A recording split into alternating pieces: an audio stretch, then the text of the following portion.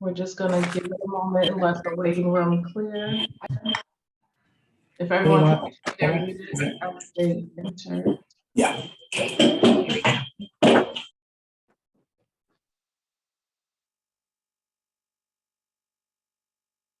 One more second.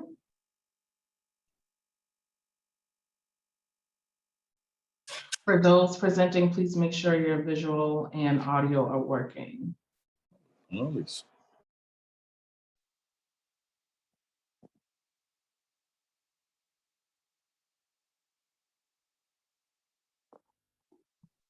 Okay, let's get started. Good afternoon. This is a hearing before the Boston Cannabis Board, the BCB. Today is April 19th, 2023. Today's hearing is being conducted pursuant to certain temporary amendments to the open meeting law. This is what allows us to meet virtually. This hearing is being recorded and will be posted to the City of Boston's website. Before I review some procedural matters, I will introduce Chairwoman Kathleen Joyce. Thank you, Jasmine. Thank you for joining us today. My name is Kathleen Joyce. I am Chair of the Boston Cannabis Board. And today I'm pleased to be joined by Commissioner Lisa Holmes, Commissioner John Smith, and our new Commissioner Gabe Camacho, who will be joining us today for his very first hearing. Thank you, Chairwoman Joyce. My name is Jasmine Nguyen, and I am the Boston Cannabis Board Manager. We are also joined by Allison Quinn, who is the Project Manager for the BCB. Today, we are holding both the violation and transactional hearing. We will first begin with the violation hearing. I will call each item in the order it appears on the agenda. I will then ask who is present on behalf of the licensee, the Boston Police Department, and whether there are any other individuals with personal knowledge of the alleged incident. I will then swear all parties in. After that, the police report will be read into the record. The licensee or the representative will have the opportunity to make a brief statement, followed by questions from the commissioners. Again, all testimony in regards to the violation hearing will be limited to individuals with personal knowledge of the incident. The first item is the licensee is Core Empowerment LLC, DBAC. The license premise is 401A Center Street, Jamaica Plain. The license type is a recreational cannabis dispensary license. Manager of record is Thomas Gonzalez. The date of incident was February 28, 2023.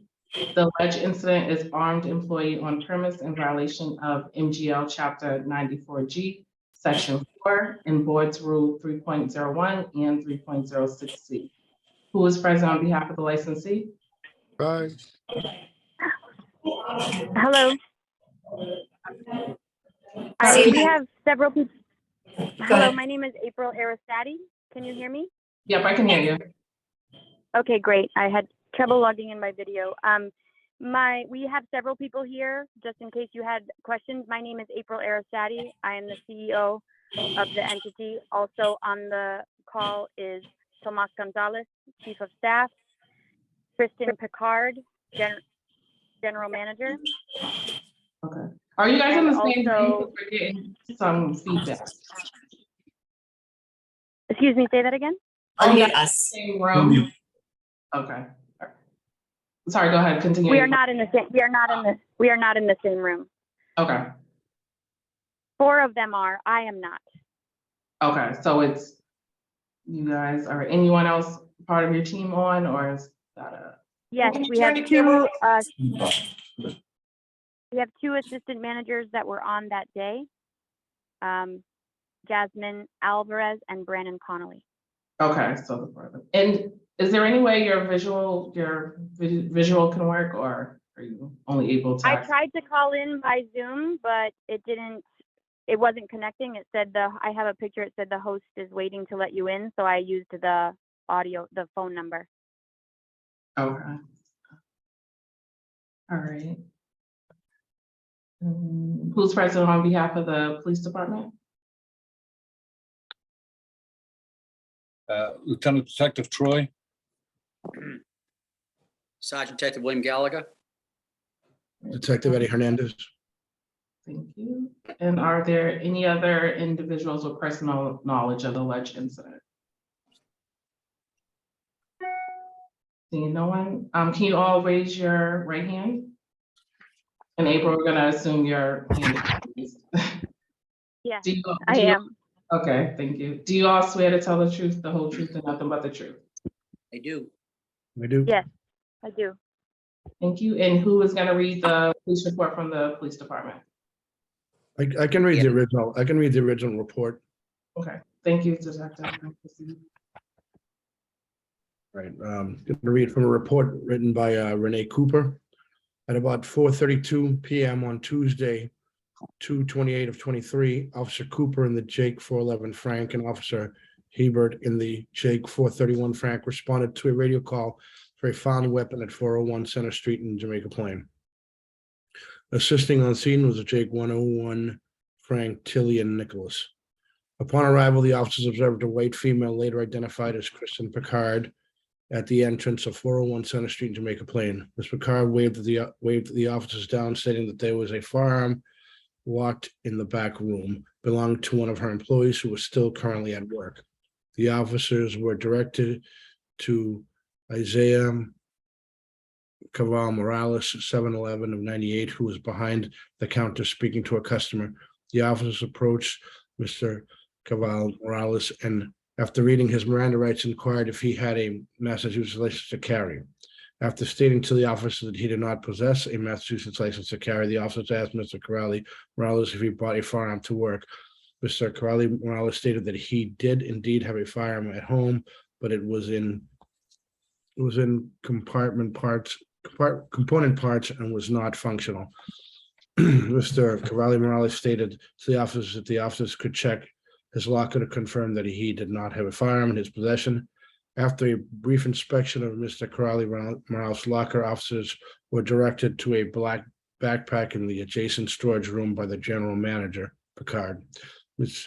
Cooper was informed that the bag contained a black and green firearm by Ms. Picard. After confirming that the bag did contain a black and green firearm, Mr. Corrali Morales informed the officers that the bag belonged to him.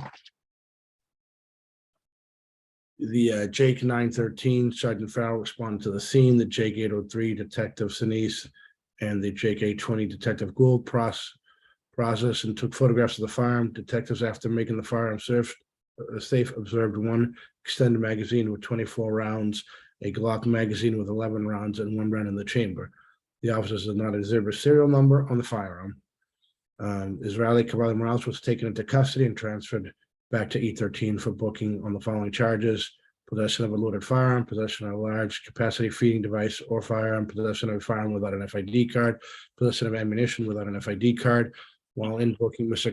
Cavalli Morales stated to the officers that he carried a firearm for protection because he had been stabbed before, and he apologized for trying to protect himself. Body worn, camera activated. That is all for the original report. And there is a supplemental, Sarge, if you want to read that. Yes, Sergeant Detective William Gallagher. And picking up with the supplemental report that was written by myself on 3/2/2023 at 5:20 p.m. Sergeant Detective William Gallagher, Detective Eddie Hernandez, assigned to licensed premise unit under the supervision of Lieutenant Detective Adrian Troy, conducted a licensed premise inspection of Seed at 401 Center Street, Jamaica Plain. Seed currently holds a recreational marijuana license, MR 281865. Inspection came about because of an incident that occurred on 2/28/2023 at 4:32 p.m. This incident was documented by BPD incident report number 232015863, written by PO Renee Cooper, who was the Jake 411. Incident involved a 911 call to BPD from Seed by one Kristen Picard, informing responding officers that an employee of Seed had brought a firearm to work. Employee was identified as Isaiah Caraval Morales. Responding officers were directed to a black backpack belonging to Mr. Caraval Morales that contained a loaded firearm, a large capacity feeding device, and ammunition. Firearm was seized and Mr. Caraval Morales was taken into custody.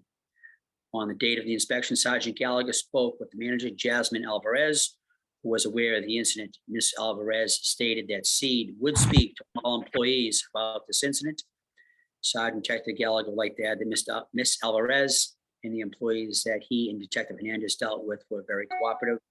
In addition, on inspection of the premises licenses, Sergeant did observe several expired licenses, one being the ISD, which expired on 11/8/2022, and an entertainment license that expired on 12/31/2022.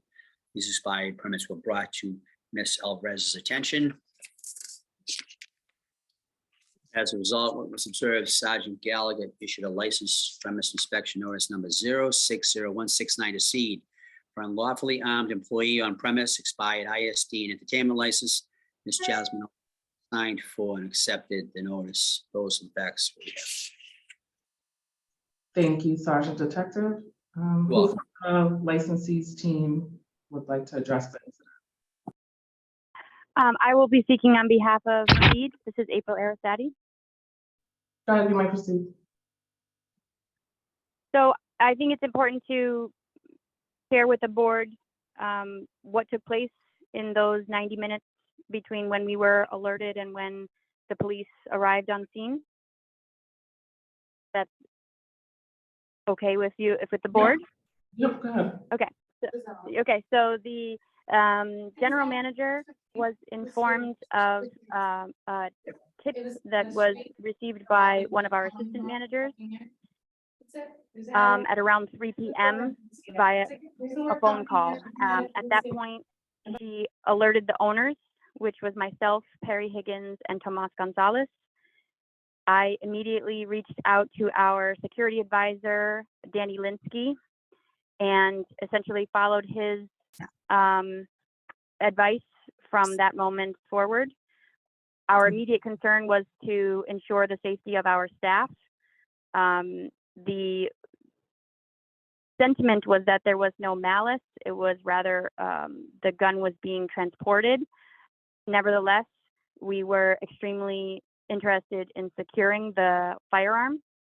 So while this is a violation of our handbook, immediately, section 4.5 of our handbook, we also have a section in the handbook, section 4.2, which allows us to search employee belongings. So we immediately secured and restricted the employee break room, and the general manager and assistant manager, Kristen Picard and Brandon Connolly, entered that area while the owners were watching on camera. They did find the backpack. They did note the firearm. We instructed them to secure it in a locked closet in that room and then keep that room off limits, and we alerted Danny Linsky. We called the police department, and then the police arrived on scene following, and then the police report goes from there. Following that incident, we alerted the CCC as well as the Boston Cannabis Board within the 24 hours. We also instituted a number of policies to follow up. We had several on-site meetings with staff, alerting them as to where panic buttons are, reiterating our firearms policy, reiterating our ability to search employee belongings. We also installed signage in the break room and on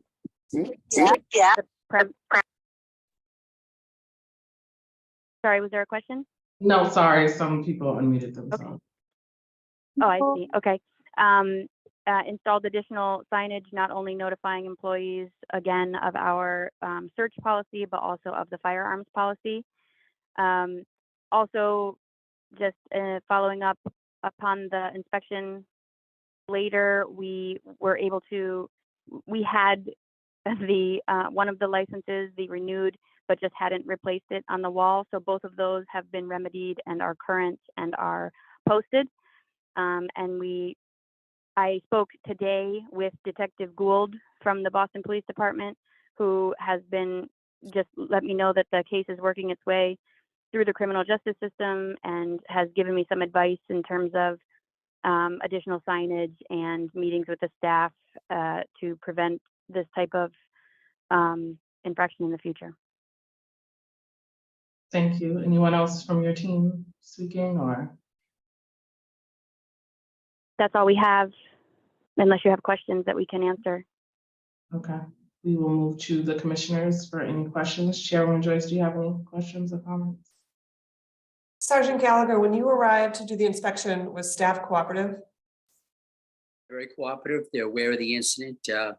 We went down to the break room in question, and we talked in private for a while about, what happened that day, and going forward, what would best be applicable in this situation. And they were very good. Okay. And does this employee still work there?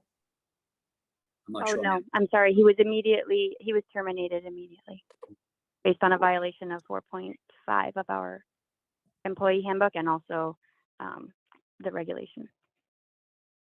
Thank you. I don't have any questions, Commissioner Holmes or Commissioner Smith or Commissioner Camacho. No, ma'am, you answered my question about the employee's employment at the moment, so I'm good. Thank you. Yeah, I have no questions. Thank you, Chair. No questions. Thank you. All right, so the board will take this matter under advisement. Thank you. Thank you. All right, we will be moving on to our transactional hearing. I will call each item in the order it appears on the agenda. I will then ask who is present on behalf of the proposal before us. The first two items are amendments to already approved establishments, so they will have 5 minutes each to present to the BCB, and then we will proceed with new license applications in which they will have 10 minutes each to present to the BCB, followed by questions from the board members. We will then take public testimony, beginning with elected officials or their representatives, followed by the general public. If you wish to testify, please sign up via the link that will be put in the chat. If you have done so already, you do not have to do it again. Additionally, you may use the chat function to request to testify as well. Please wait until the matter in which you would like to speak about is called. Do not use the chat to give testimony, it will not be considered. Please state your full name, address, and affiliation when giving testimony. Testimony will be limited to 2 minutes, at which time you will be muted. Additional testimony may be submitted in writing to cannabisboard@boston.gov. The record will be kept open until Tuesday, April 25th at 5 p.m. The BCB does not give any more weight to spoken testimony than it does written testimony. The first amendment we have, the applicant is Rooted in LLC. The license premise is 195 Dudley Street, Roxbury. The license type is a retail recreational cannabis dispensary license. The license request is for a change of corporate name from Rooted in LLC to Rooted in Sankova LLC. Who is present on behalf of the licensee? Brian Keith.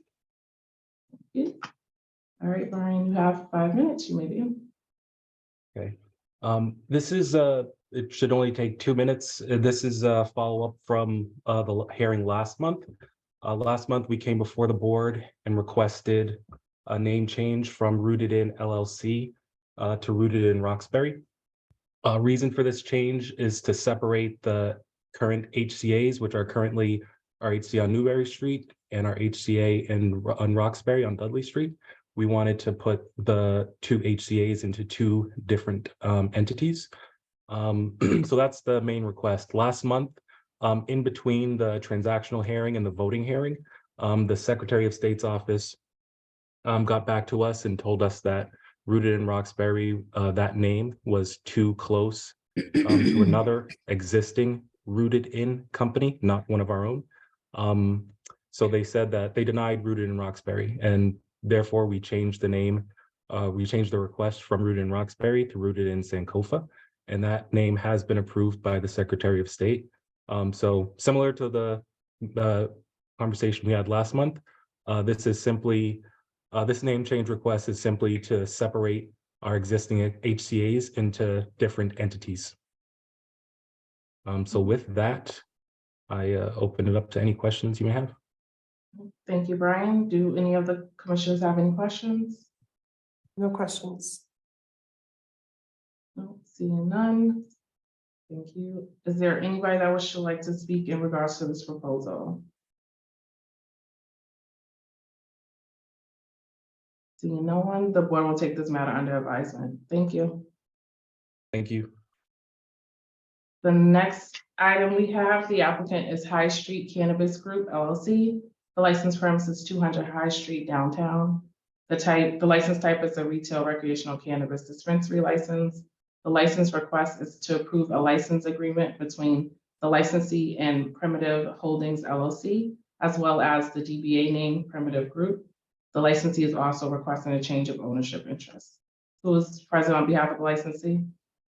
Thank you. Leslie Delaney Hawkins with the law firm of Prince LaBelle Ty on behalf of the licensee. And with me is Marie St. Fleur, one of the owners and operators. Thank you, Ms. Nguyen, Madam Chair, members of the board. As you may recall, this is a Boston equity applicant who was previously approved.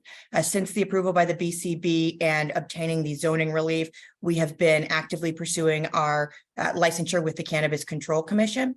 We were approved for the doing business as of Primitive Group by the CCC, which was submitted as part of this application. And we are also requesting the approval of a licensing agreement with Primitive Holdings LLC for use of the branding rights at the premise in exchange for 2% of gross sales. This is a change in indirect beneficial interest. It's not in any way impacting the equity status, ownership, operations, or any of the control of the company. Thank you. We also did disclose this to the Wharf District Council, and they are aware as well. So we're happy to answer any questions. Do any of the commissioners have any questions for the applicant?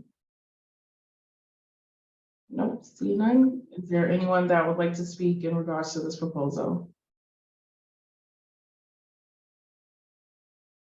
Seeing no one, the board will take this matter under advisement. Thank you very much.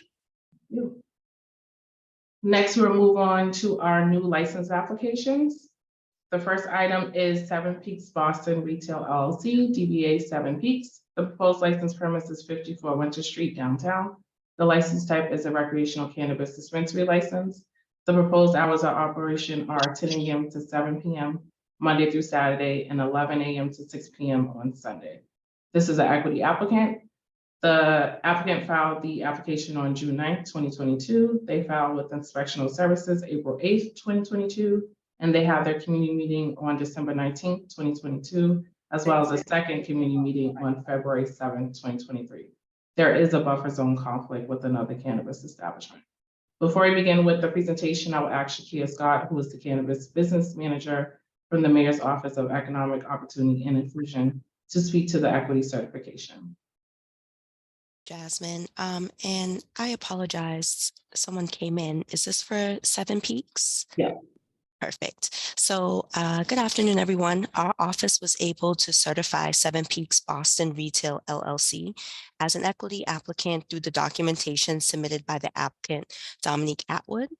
Dominique Atwood is the manager and 51% beneficial interest holder of 7 Peaks Boston Retail LLC, meeting the 51% ownership interest threshold set forth in the ordinance. Ms. Atwood meets the following criteria of the equity program: a person who has resided in an area of disproportionate impact as defined by the Cannabis Control Commission, CCC, for at least 5 of the past 10 years. Ms. Atwood submitted a copy of her Massachusetts driver's license and copies of financial documents, which establish that she has resided in Brockton, Mass. From January 2018 through the present. The city of Brockton has been designated as an area of disproportionate impact pursuant to CCC guidelines. Ms. Atwood also meets a person who is of Black, African-American, Hispanic, Latino, Asian, or Indigenous descent. Ms. Atwood self-identifies as Black and provided her driver's license and birth certificate. Ms. Atwood also meets a person whose annual household income is at or below 100% of the area median income. Ms. Atwood provided her 2021 tax returns, which show her annual household income is below 100% of the area median income. Are there any questions regarding this certification? Thank you, Shakia. Who is present on behalf of the licensee? Good afternoon, Ms. Nguyen, Dennis Quilty. May I proceed? Yep, you will have 10 minutes. Go ahead. Thank you. Thank you. Good afternoon, Madam Chair and Commissioners. My name is Dennis Quilty. I'm the attorney representing this applicant for a recreational retail dispensary at 54 Winter Street in downtown Crossing. Our team this morning includes our Chief Executive, Dominique Atwood, a lifelong Brockton resident and pediatric nurse practitioner. Our Chief of Operations, Ben Sprague, a U.S. Army veteran and property management expert. Our legal team, Taylor Hodhod, of Harvard Law School. Chief of Strategy, Alec Cowdice, a Tufts University School of Engineering graduate, and our security team, the Edward Davis Group, today represented by Steve Whitman, who is a former deputy superintendent at the Boston Police Department, and I believe Mr. Davis is present as well. If I may, I'd like to turn it over to Dominique. Dominique, are you here? Yes, I am here. Hi, guys. I'm Dominique, the CEO of 7 Peaks. As a mother of 2 and full-time nurse practitioner, I'm dedicated to educating our community and customers on the varying effects, benefits, and consequences of cannabis. We are partnering with the Edward Davis Company for security to bring a safer and cleaner Winter Street, and we're committed to protecting vulnerable communities around us, such as William J. Ostagai High School and Bridge Over Troubled Waters. 65% of our ownership team consists of women, veterans, and minorities, and we aim to hire and promote individuals from these demographics by giving them priority. We will also give priority hiring for members of the community with a prior cannabis-related charge. We will also actively engage with businesses owned by minorities, women, veterans, persons with disabilities, or individuals who identify as LGBTQ+ and have the goal of 20% of our suppliers meeting one of these diverse criteria.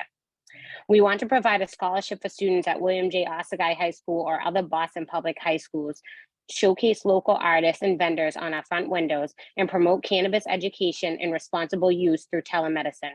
We will also prioritize working with businesses certified by the Mass Supplier Diversity Office as minority or women-owned. For our recruitment strategy, we'll have a robust job posting program to cast the widest net for applicants, and we'll collaborate with organizations like Rosie's Place, New England Center and Home for Veterans, and the Suffolk County Sheriff's Department to offer opportunities to women, veterans, and ex-cannabis offenders. We will track metrics such as scholarship program applications, graduation success rates, employment after graduation, community window display records, supplier diversity evaluations, and diverse recruiting and hiring data. Alec? Our dispensary is located in the heart of downtown Crossing on a pedestrian street with the red, orange, and green lines being just steps away. The parking garages are readily nearby. The city has agreed to license 52 dispensaries, and we believe we are in a different economic zone of activity than the other dispensaries in the area, as shown in the map in green. Liquor pouring establishments are shown in red, and package stores are shown in blue. The circles around the establishments are 500 feet, about a 500-foot radius. We are dedicated to communicating the latest scientific research and understanding of cannabis to our customers. As a boutique establishment, we want to create a well-lit, modern, and professional atmosphere. Ultimately, our goal is to help resolve Winter Street's vacancy issue by creating a safe, secure, welcoming, and clean business that champions informed cannabis use and awareness. We have put together a robust science team, including Dr. Colin Knuckles, a nationally renowned Columbia professor of chemistry, as well as Dr. Ben Kaplan at the CED Clinic, to deliver cutting-edge science to our patrons and employees. We plan on providing telehealth programs and live and remote information sessions for our customers and employees. Our conversations with the community have emphasized the necessity for improved security and new businesses to occupy vacant storefronts. We believe that our dispensary, with its professional security, inviting lighting, can help rejuvenate commercial activity on Winter Street and solve many of the safety issues the street currently faces. Taylor? Sorry about that, I was muted. 70% of our new hires will be Boston residents, and we're going to prioritize hiring residents with past cannabis offenses, minorities, women, veterans, and immigrants. As Dominique mentioned, our team is 65% women, minority, and veteran owned, so we really are committed to that statement. Our goal is to maintain a 95% job satisfaction rate and offer mentoring as well as educational opportunities for employees to advance their careers in the cannabis industry. Our recruitment plan, Dominique ran through already, but additionally, all employees are going to attend seminars on diversity, inclusion, implicit bias, as well as bud tending seminars to keep employees informed of industry developments. As mentioned, as Alec mentioned, we're partnering with Dr. Ben Kaplan at the CED Clinic to make sure that all bud tenders are receiving the highest degree of cannabis education. We're going to offer competitive wages, benefits, including $20 an hour livable wage, health benefits, MBTA pass subsidies, generous PTO, paid volunteer time, specifically where employees can actually assist in the bids cleanup on Winter Street. We're going to give employees without a GED the financial resources to complete their education. And on top of that, we want to offer $2,000 per employee to further their education online in the cannabis industry. We really view bud tending as an entry-level job in the cannabis industry. So our workplace will feature a job posting board and mentorship program for those that want to advance their careers. Measurements, the same recruitment plan measures Dominique outlined, but we're also going to keep detailed records of our diversity and bud tending seminars, volunteer hours, GED sponsorships, and cannabis education grant applications. As far as community feedback and support goes, we have received over 50 letters of support from community members and businesses that support our proposed establishment and believe that we're going to be a positive impact for Winter Street. Steve? Good afternoon. My name is Steve Whitman. I'm a retired 32-year veteran of the Boston Police Department and a former deputy superintendent. We have a comprehensive security strategy that will be implemented at Seven Peaks.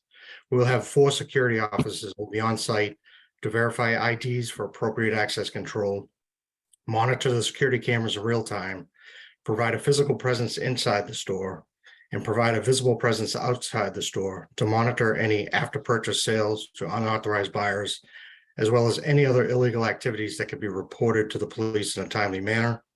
I've also had numerous discussions with the Boston Police Department in Area A1 and the captains to collaborate and integrate our camera system, giving the police access to our cameras both live and pre-recorded. I've also discussed how Seven Peaks can be a partner with the BPD to provide them with any camera and equipment needs in and around Winter Street to assist with their overall security goals. The CCTV cameras will monitor all sides of the building perimeter and roof. Our security measures will include access control, intrusion alarms, motion alarms, and duress alarms on the interior. All products will be stored in a secure vault when not being purchased, and our recording standards will exceed state requirements. All deliveries of product will be done at varying times before business hours to prevent any predictable schedule, and we will utilize a side alley that is secured from the public. We will transport money using the same methods as the product delivery to prevent patterns from being observed and exploited, and the routes of travel will always be varied. Ben? As you can see, our floor plan separates the ordering and payment process, allowing our customers to take their time without impacting others. The layout can accommodate a full store with 32 customers, 3 to 4 security personnel, 4 to 7 bud tenders, and a manager at the retail level. Customers have the option to pre-order and proceed to the left or walk in and interact with a bud tender on the right. The fulfillment staff receive the order ticket in the basement, package the item, and send the order up via a dumbwaiter. Our store uses technology to achieve optimal efficiency. Customers can pre-order offsite or use their mobile device to shop in store. This technology is currently being used at Alex Brothers dispensary in the heart of Provincetown, where someone can be in and out in less than 5 minutes. Our store will operate 7 days a week with hours from 10 a.m. to 7 p.m. Monday through Saturday and 11 a.m. to 6 p.m. on Sunday.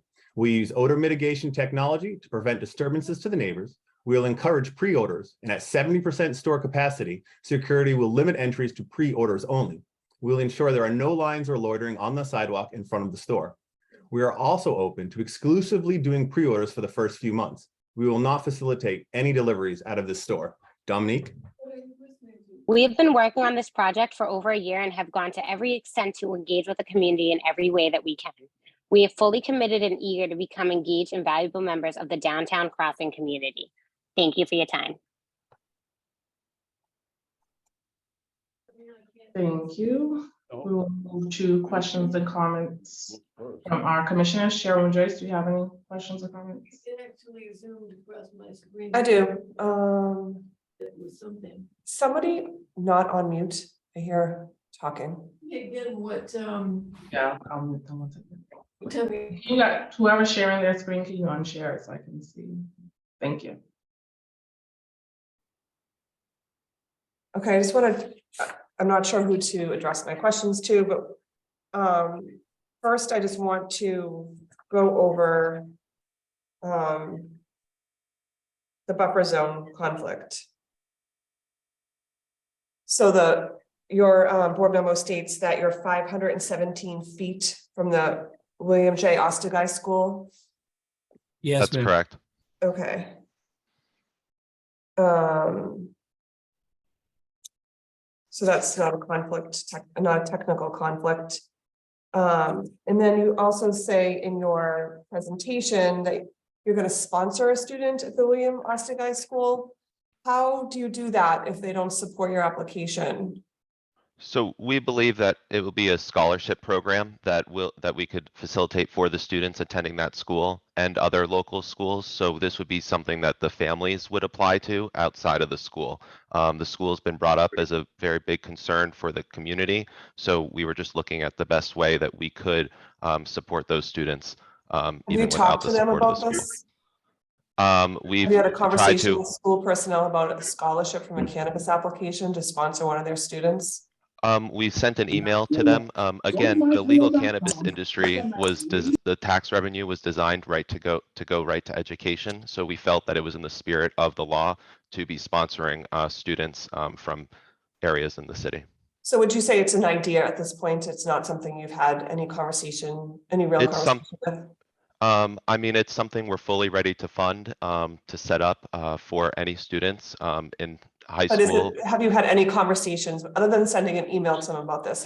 Have you had any real conversations with the Ostagai School about No. sponsoring a student? Sorry, Okay. no.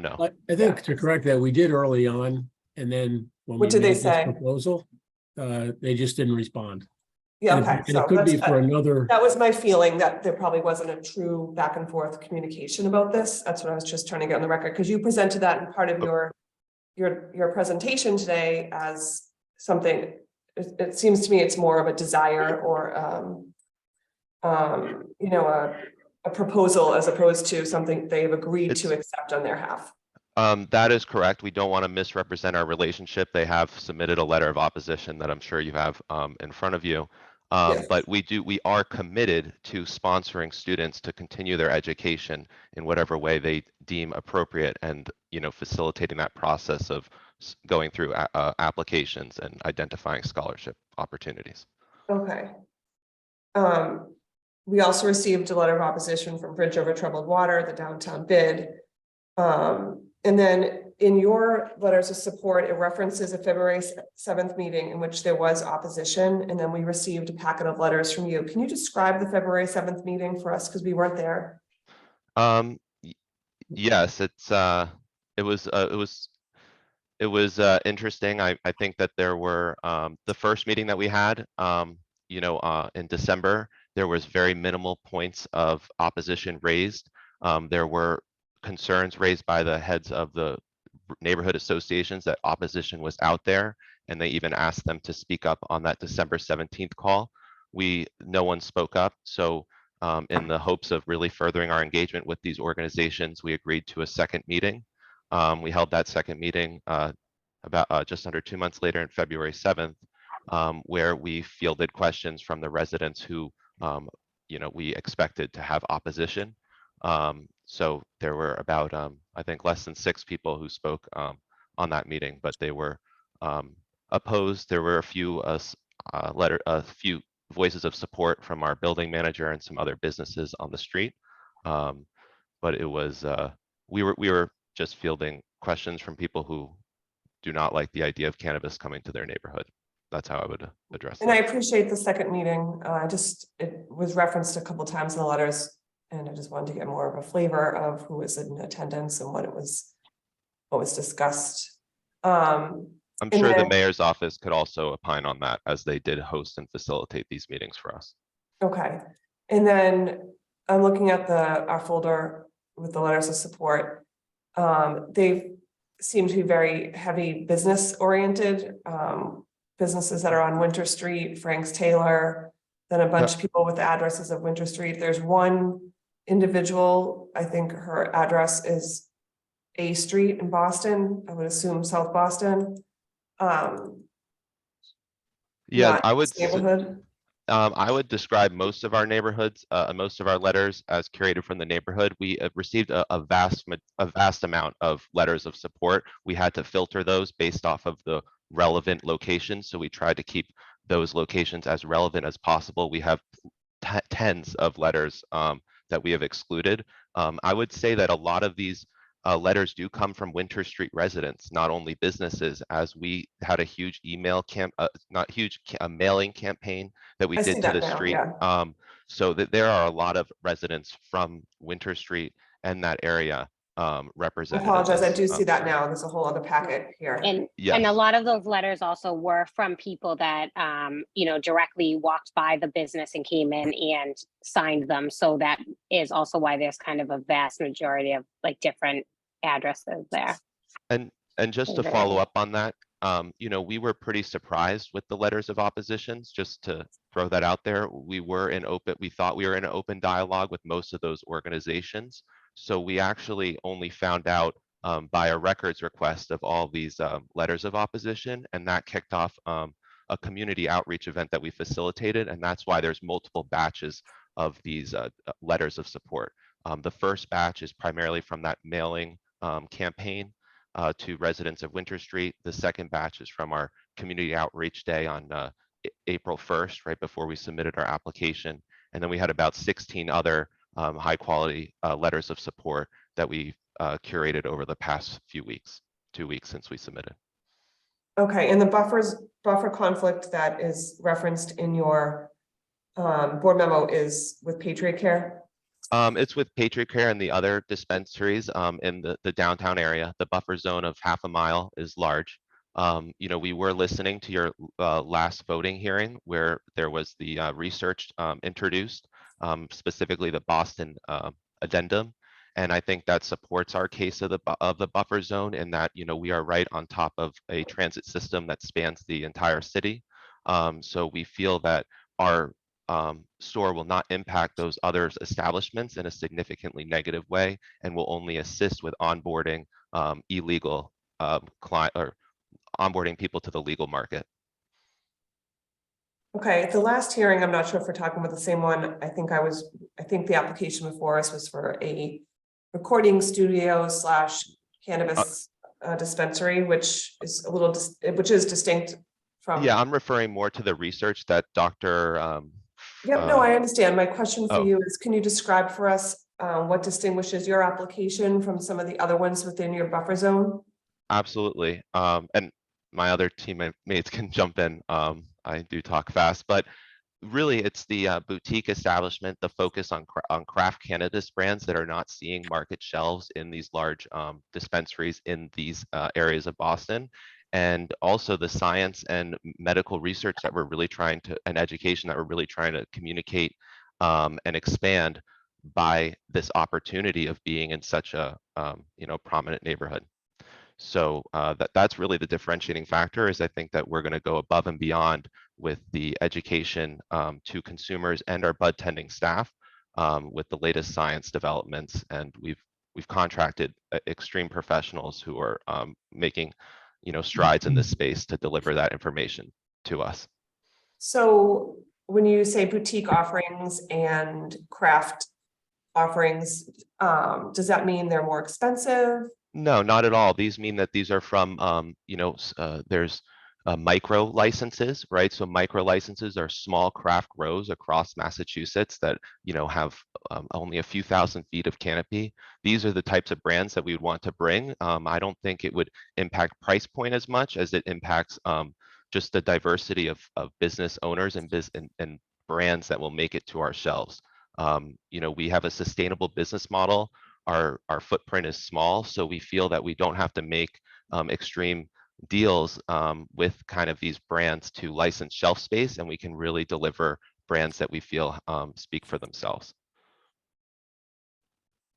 Okay, those are the questions I have at this moment. Pass it over to my other commissioners. Commissioner Smith, do you have any questions? Thank you, Jasmine. Yes, I do. So I think some time ago, we denied a license. I can't remember which company it was, to one that was very close to Bridge. I think they were about 300 feet. And I think from looking at where you are, you're about 400 feet, maybe away from Bridge. What makes you different? We're actually 1,000 feet from Bridge. I could re-show the map, but we thought really. Okay. We thought really strategic about our location after we heard your your meetings on Rooted on West Street. That was, we were tracking those as we were, looking for our location. And once that fell through in March, we saw the opportunity at 54 Winter Street, which puts a liquor store and a lot of bars between us and Bridge, and obviously is outside the buffer zone of the high school that's on Temple's Place. So we thought really strategically about that location to refine it and put it, as some of you said may work, around the corner or 2 blocks over. And we really do feel that this location will allow us to be, positive and supportive members of the community. So 1,000 feet, you don't think it's close enough to impact Bridge's work, is what you're saying? We don't think that it's close enough to impact Bridge's work relative to any of the other dispensaries or the street dealing that's occurring on the street. We have tried to open up a open line of communication with Bridge to see how we can be the best community members. And we're looking forward to continuing that to the best of our ability. And I can just add on top of that quickly that we feel that I guess the best way to mitigate the risks to these vulnerable communities is open dialogue. And it's the 4 owners here on this call: Ben, myself, Dominique, and Alec. And we're going to be in the store every day, so we really want to help these communities and do everything that we can to support and give money back any way that we can. And that's why we came up with the scholarship program. So with the city wanting to license 52 dispensaries, there is inevitably going to be dispensaries around these vulnerable communities. So we just want the opportunity to be there and have that open dialogue and do everything that we can to end the stigma of cannabis and support financially and any other way we can. And Matt, Commissioner, if I could just add, this is Dennis Quilty again. We were careful to listen to the meeting with regard to Rooted at the location near to Bridge. And there were multiple comments and statements made at that hearing about, there may be other better locations in the neighborhood. It was just too close to Bridge. We listened kind of carefully to that and chose a location that was not right on top of Bridge or the high school. So I think we did the best we could to try to determine, what the board was looking for. And that's why this location was chosen. One of the reasons why it was chosen. Thank you. You said you contracted, I think the statement was just made, you contracted extreme professionals, right? Yes. Who are they? It's the diversity. Explain that a little bit to me. Extreme. Yeah, I mean, these are professionals who have dedicated their careers to either understanding science and now are taking that there's 2 professionals to be specific. Let's be specific. The first is the professor from Columbia. He's the former chair of the chemistry department. He's a tenured professor in materials science now there. And he has turned his eye out of his own pocket to start helping the research of cannabis, the amount of compounds in cannabis, identifying them to supply to medical, doctors and researchers to understand what's in these plants and how do the genetics relate to these, the production of these compounds. The second professional is Dr. Ben Kaplan. He's been rated one of the most 100 influential people in cannabis. He's a doctor that's well published and has his own clinic in Chestnut Hill that sees thousands of employees, thousands of patrons. And so, these people have especially Ben has dedicated his professional career to understanding and destigmatizing cannabis and bringing, true, authentic research and understanding to consumers. And, we feel that the opportunity here, I mean, there's no better city in the world to be trying to fight this fight with the academic and medical research powerhouses that are in this city. We're hoping that we can connect with those. There is recent legislation at the federal level allowing for cannabis research to now be sponsored and facilitated out of state legal entities. The state itself has its own research program that we can participate in. So we're really hoping to leverage, these connections and this, this passion for education to make a material difference in our understanding as a society. So this understanding is for your employees and consumers? This yes, our employees, our consumers, even academic research. What I'm speaking here is about facilitating observational studies out of the dispensary. Those observational studies can be given to people like Dr. Whitney to facilitate more, targeted research in the neighborhoods, targeted research as to people's preferences or why they are consuming cannabis. There's a plethora of research that we can facilitate that we feel isn't being facilitated. And that's really what we're super excited about. And that's what we mean by extreme, professionals. I kind of mix up my words a little bit. I have a little bit of dyslexia, but the spirit is that, these people are hyper engaged in the space and dedicated to making an impact. Thank you. The research can go both ways, right? It could be why people shouldn't use cannabis, but that's Absolutely. story for another day. No, the commissioners, just to follow up on that, if you will, that's exactly what we're talking about. And Ben Kaplan has researched, the positive compounds and then maybe some of the negative compounds that are in the plant. And then how can we actually guide the genetics and the production to avoid those more harmful substances? So, there's a lot of research to be done here on both sides, like you're saying. Thank you. 20-hour livable wage, $20 an hour. How many employees you're thinking, projecting? We're thinking about 15 to 20. It could expand, but we feel like that provides a solid foundation for our operation. And that's full and part-time? That would be full-time. Full-time, 15 Yeah, to 20. yeah. And everybody's being paid at $20. At least $20 an hour. Obviously, that will scale up with tenure, with certifications of understanding this medical and science research. We could have someone who's, the dedicated science person on the floor, and they could be making a pay bump. We'll also have managers and inventory specialists. Okay. So I would say the range is $20 to $30 an hour. So you're offering people without GED financial resources to complete GED. If they already have their GED, anything for folks who... So everyone gets the $2,000 annual stipend to spend on furthering their education in cannabis. So that could be applying for online webinars, symposiums, MJ BizCon tickets, all of these things. We really want our bud tenders to be engaged in the industry and the space so that they can deliver that to both consumers and their fellow employees. Everybody gets the 2K. Every employee has the opportunity to spend up to $2,000 a year as it stands right now. Just as a sign-on bonus kind of thing, or? This would be, some sort of application I would expect that they would apply. Hey, I want to take this program. Here it is. Okay, great. And the company will either purchase it for them or reimburse them for their expense. You're working with your suppliers to facilitate exchange opportunities. Are many of your suppliers people of color? Is it BIPOC folks, or are we talking about a certain demographic?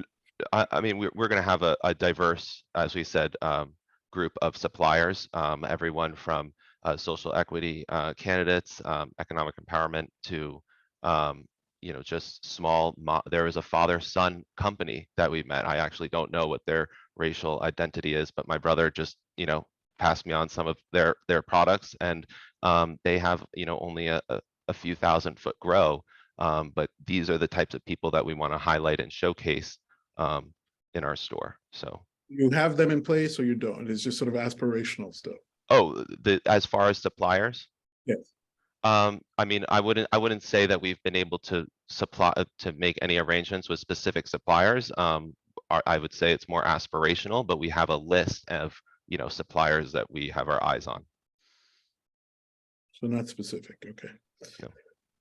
Thank you so much, sir. Thank you, Jasmine. Thank you. Thank you, Commissioner Camacho. Yes, this question is for Taylor. You mentioned that there's a mentorship program. I would like to hear more details about that. Is that geared towards the bud tenders, those working in inventory, security, and who is going to be doing the mentorship, and to what aim? Is it going into management? Is it going into entrepreneurship? More details, please.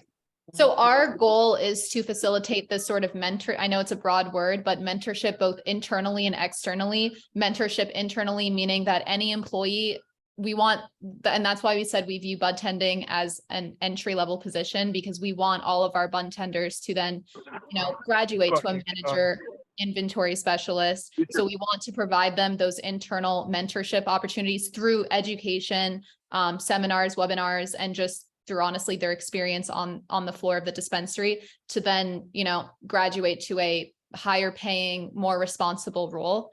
And then on top of that, as Alec mentioned, we do also want to mentor our employees in case they want to, instead of being a bud tender, maybe they want to go work at a grow facility, at a local grow facility in Massachusetts. So both internal mentorship to, get to a management position, but also external mentorship if they want to do something else that doesn't involve a dispensary. So.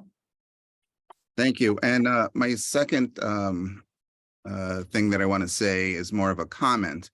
And I've seen this in other applicants before, and that is in your diversity recruitment plan, the term immigrants is thrown in there. I need to advise everybody that being an immigrant, including having lawful permanent residency with an EAD or employment authorization document, or a work visa, can get you deported if you work in anywhere in the country. This is something that I will talk to the chair of the board, give her expert legal opinions as well as studies and also fact sheets on this.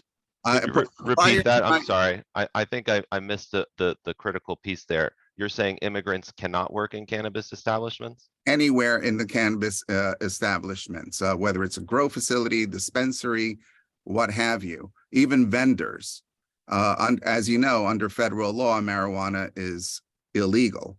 Immigration law is federal law, and that will make you deportable if an immigrant works in the cannabis industry, including if you have lawful permanent residency with a work permit or EAD, employment authorization document. If you have any type of visa, you can get deported for working in the cannabis industry. So I need to. We should. Please don't rat my wife Taylor out, as she's a permanent resident of Canada. Yeah, so personally, I'm from Canada, but I am now a permanent resident. So maybe we should follow up with you on that. Yeah, so go offline. Yeah. Sorry about that. Commissioner Holmes, do you have any questions? No, ma'am. I think everybody covered everything. Thank you. All right. Any additional follow-up questions from any of the commissioners? Nope. Okay. We will move to public testimony, beginning with elected officials or their representatives. Good afternoon, Madam Chair and members of the board. This is Chu from Mayor's Office of Neighborhood Services. As previously stated, there were two abutters meetings held by our office on this proposal. First one was held in December of 2022, and the second meeting was held in February of 2023. The community expressed concerns about several aspects of the proposal, including the general guidelines for deciding where the proposals go and a lack of clear understanding about potential zoning reliefs, given the proximity of another cannabis dispensary application in the area. One of the major concerns heard from the community was about the policing on Winter Street. Many unhoused individuals tend to hang around the area, and there were fears from the community that adding a cannabis dispensaries could exacerbate the already ongoing problems with drug dealing in the area. Another concern heard from the community is that the proposed location violates the buffer zone established by the zoning code, preventing cannabis establishments to be within a half-mile radius of each other. There were also concerns about the proximity to the school, the William J. Ostagai High School, the Recovery High School for Youth. While conversations between the proponents and the neighborhood has been ongoing, our office did receive letters of opposition from the Downtown Association, the Downtown Bid, and the Midtown Park Plaza Neighborhood Association, as well as letters of support and opposition from the neighborhood. All of which has been filed with the Cannabis Board. At this time, again, we would like to defer to the judgment of the board. Good afternoon, Madam Official, members of the board. Ana Calderon from Council President Flame's office. The councilor would like to go on record in opposition, as in the past month, he has received many emails and letters of opposition from downtown residents, as well as key stakeholders such as the Downtown Bed, Midtown Park Plaza Neighborhood Association, and William J. Ostigay High School with concerns on this location. Additionally, this location is in close proximity to several at-risk youth facilities, including Bridge Over Troubled Waters and William J. Ostigay High School, both of which provides critical services to homelessness and vulnerable youth and students in various stages of substance abuse recovery. This proposal could hinder the important work and mission of these important organizations and impede this youth's progress to overcome addiction. Furthermore, the site is also close to Suffolk University and Emerson College dormitories, where the councilor has shared concerns with his colleagues, partners regarding the illegal resale and acquisition of marijuana to minors.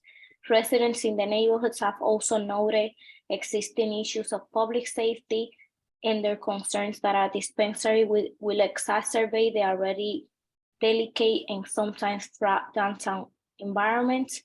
Last but not least, it is also close proximity to a half-mile buffer zone of patient care at 21 Milk Street. Thank you. Madam Chair, members of the board, Paul Sullivan, for City Council at Large, Michael Flaherty. Council like to go on record in opposition, echoing the sentiments of Council President Flynn's office, as well as focusing on the concerns as reiterated from Ostigay Recovery High School, as well as the buffer zone violations. The council like to go on record in opposition. Thank you. Are there any other elected officials or their representatives? All right, we'll move on to those who signed up to testify. Allison will read those names. Good afternoon. When I read your name off, please restate your name and your address, and bear in mind that you have 2 minutes to provide testimony. That having been said, Ben Whitney, are you available? Yes, I'm available. This is Ben Whitney. My address is 567 Columbus Avenue, but I represent the property ownership and management. And I just wanted to thank the members of the board for hearing us out. But I think the team that Alec and Dominique put together is fantastic. Just helping that corner that's already blighted with vacancy and crime, just having a presence there. We'll do volumes and assisting with camera footage, BPD in tracking down crimes. If you were to just Google right now, assaults or crime on that intersection, there's countless violent crimes. Somewhat recently, that I think having a lit up space with people tied to the community, as well as the Ed Davis companies, I just think that that would be incredibly beneficial to the neighbors and the businesses in that particular block. I just think the team has put together a great application, and just having their presence will help with the vacancy and the crime and the safety of those people working in the neighborhood and living in the neighborhood, walking to and from work and enjoying recreation at the park. Thank you. Thank you, Mr. Whitney. Mary Higgins, if you are available, please proceed. Yes, good afternoon. Thank you. I'm Mary Higgins. I'm representing the Midtown Park Plaza Neighborhood Association, which is actually, there's not a set address, but it's made up of stakeholders, business owners, higher ed institutions in the Midtown area. I just want to clarify something that was said earlier at this public hearing. The reason there was a second meeting on February 7th, the Neighborhood Services Department, was because the first meeting on December 19th provided an invalid link for the Zoom meeting. Therefore, that was the reason why there was such a low attendance. And stakeholders did make a concerted effort to advocate to have a second meeting. So I want to thank the Mayor's Office of Neighborhood Services for allowing us to have that second meeting on February 7th. In terms of the MPP&A, Dennis Quilty and the team from 7 Peaks came before us last July. And we have gone to these public meetings, and we are here today. Several concerns came up from the members, and from a public safety standpoint, I think that was the biggest concern, is where this proposed site is being located. Police officer deployment is the highest in this area of downtown Crossing. In the last month and a half or so, we know of 2 very serious crimes that occurred in that area. And the MPP&A is very mindful. This is an emerging industry. And we do appreciate the Boston Cannabis Board and the commissioners in terms of their level of scrutiny for all cannabis applicants, whether you're an equity or non-equity applicant, but not at the expense of the overwhelming public safety issues at that particular location. Again, for this association, the location is paramount to granting a license. Thank you very much. Okay. Rishi Shukla, are you available? I am. Thank you. Commissioners, Chairman, thank you for hosting 7 Peaks team. Thank you for your presentation as well. I think I'll echo some of the comments that Mary just shared. I think as a resident, I'm at 580 Washington Street. I'm the head of the Downtown Boston Residents Association, along with a few other colleagues. We've heard from hundreds of residents who, over the last 5 to 7 years, have seen a plethora of applicants looking to site their locations, first for medical purposes, now retail here in downtown. I live here, so I understand the appeal of downtown, and I think it's a fantastic neighborhood. That said, there's no shortage of access and opportunity for retail cannabis in downtown. And so, to try to assume any sort of variance or exception-based zoning or approval for something that further enhances density here, it doesn't seem like it's a necessity. And so what we've heard from residents loud and clear is that we need to first focus our energies on public safety and improving the conditions on the streets. I want to be precise about the 2 serious crimes that Mary alluded to. We've had a homicide, we've had an armed robbery. These are serious issues. We have a lot of young kids and families here. We have a lot of social service organizations, some of which we've talked about, others we haven't named yet. We have nursery schools in downtown.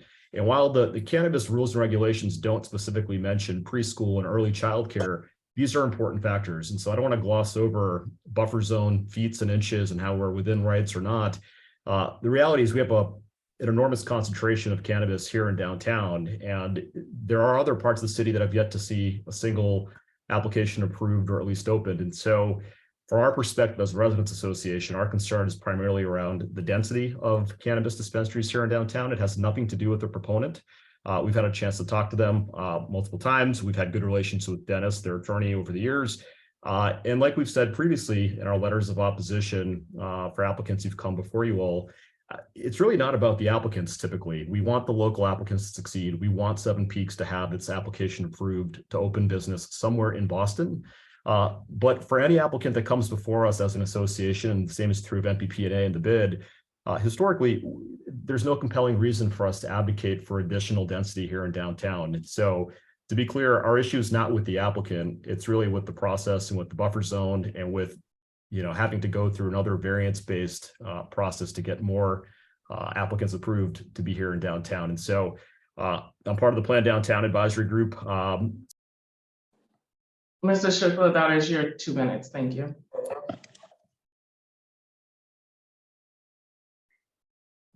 So the next person who is signed up to provide testimony is David Dubois. Mr. Dubois, are you available? I am. Okay, please proceed. Hi, I'm Dave Dubois. I'm the owner of Tasty Burger. So we've been down in that neighborhood for a couple of years, and then our corporate offices were at 47 Winter Street for about 6 years. I'm pretty familiar with the neighborhood. I actually lived in the neighborhood also on Washington Street over 25 years ago. My support is based on, I think this is a really good group of people, and I think they're taking it very seriously. And I think that, as you've heard several times in the speeches that are given in this, the testimony is given here, is, that street in particular is in desperate need, especially that end of that street, of activation. Everybody's aware of it. The city's saying it, the people in opposition are saying it, the people in support are saying it. Well, here's a candidate right here who you can take seriously and is willing to make a major investment and to create that activation. And in my opinion, what better than to have an extremely regulated business with fixed daily security, who's taking security very seriously in an area that desperately needs security. And so, on top of that, I look at a business like this as somebody that the city is going to watch extremely closely, not in particular because it's Seven Peaks, but because it's the regulatory necessity of this type of business. And so, I think that, in order to get that area activated in a positive way, again, you need people who are willing to invest and put the time in, and people also that are in industries that the city can really pay attention to very closely. And so I'm in support. Thank you very much. The next person who signed up to testify is Nancy Gerlach. And if I pronounced your name wrong, please forgive me. Nancy, if you're available, please proceed.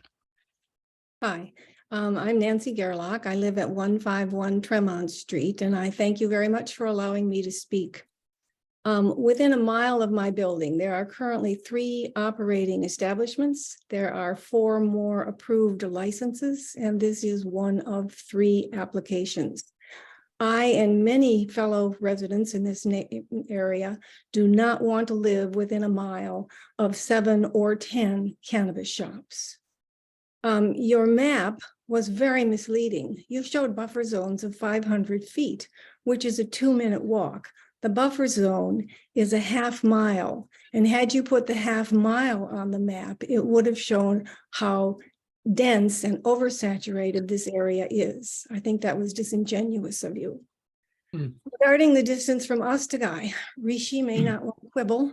And this is not quibbling because it is, as I understand it, a state law that a cannabis shop must be 500 feet from a high school.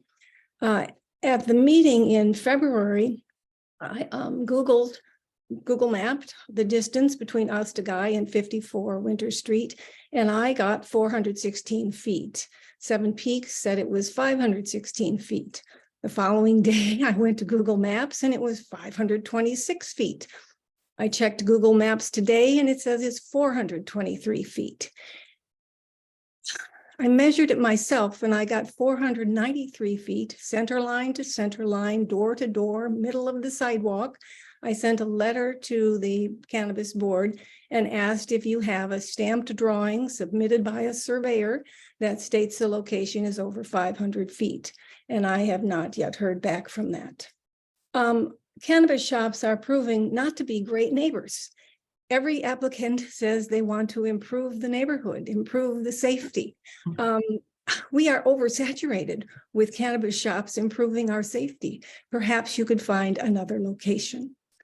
Cannabis shops are proving not to be good neighbors, as evidenced by the earlier conversation this morning about the gun and about Patriot Care selling, I think, rolled joints in violation of its license. I think that this is a detriment to our neighborhood and to our vulnerable, thousands of vulnerable residents. I'm very much in opposition, and the Cannabis Board has already received a letter from me with even more complaints. Thank you. Okay, thank you, Nancy. Is David Spriggs? Yes, I'm here. Okay. My name is David Spriggs. I live at 151 Tremont Street. Thank you for giving me a chance to speak today. I had sent a document to the Cannabis Board outlining 15 reasons why I thought this was a bad idea. Many of those reasons have already been highlighted by others. I'm not going to repeat them, but I'm somewhat surprised that nobody's talked about tourism so far. And I just want to raise the specter of another cannabis commercial facility right at the head of the Freedom Trail. On a Sunday morning, I took a walk and I went to all of the proposed cannabis shops, as well as the ones that are licensed and not yet open, and the ones that are open. I got to a total of 9 sites in less than 90 minutes. And I think that the issue here is in that kind of density at the on the Freedom Trail and on the steps of the Freedom Trail represents a huge risk to Boston's premier tourist attraction and a historic learning facility.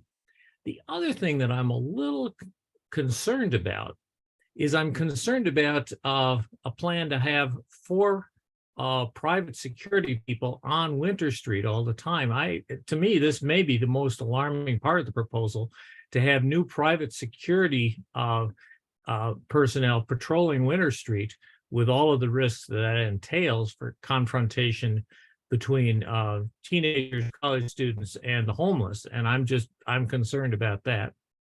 And then finally, I'm just curious as to whether or not the police department has agreed to support the no use rules around the Boston Common, the Post Office Square, the Congress Street Greenway, and Scully Square. I note that they are too busy and too short-staffed to enforce tobacco no smoking or no bicycle riding in those spaces already. And I'm somewhat skeptical that they're going to have the staff to do this.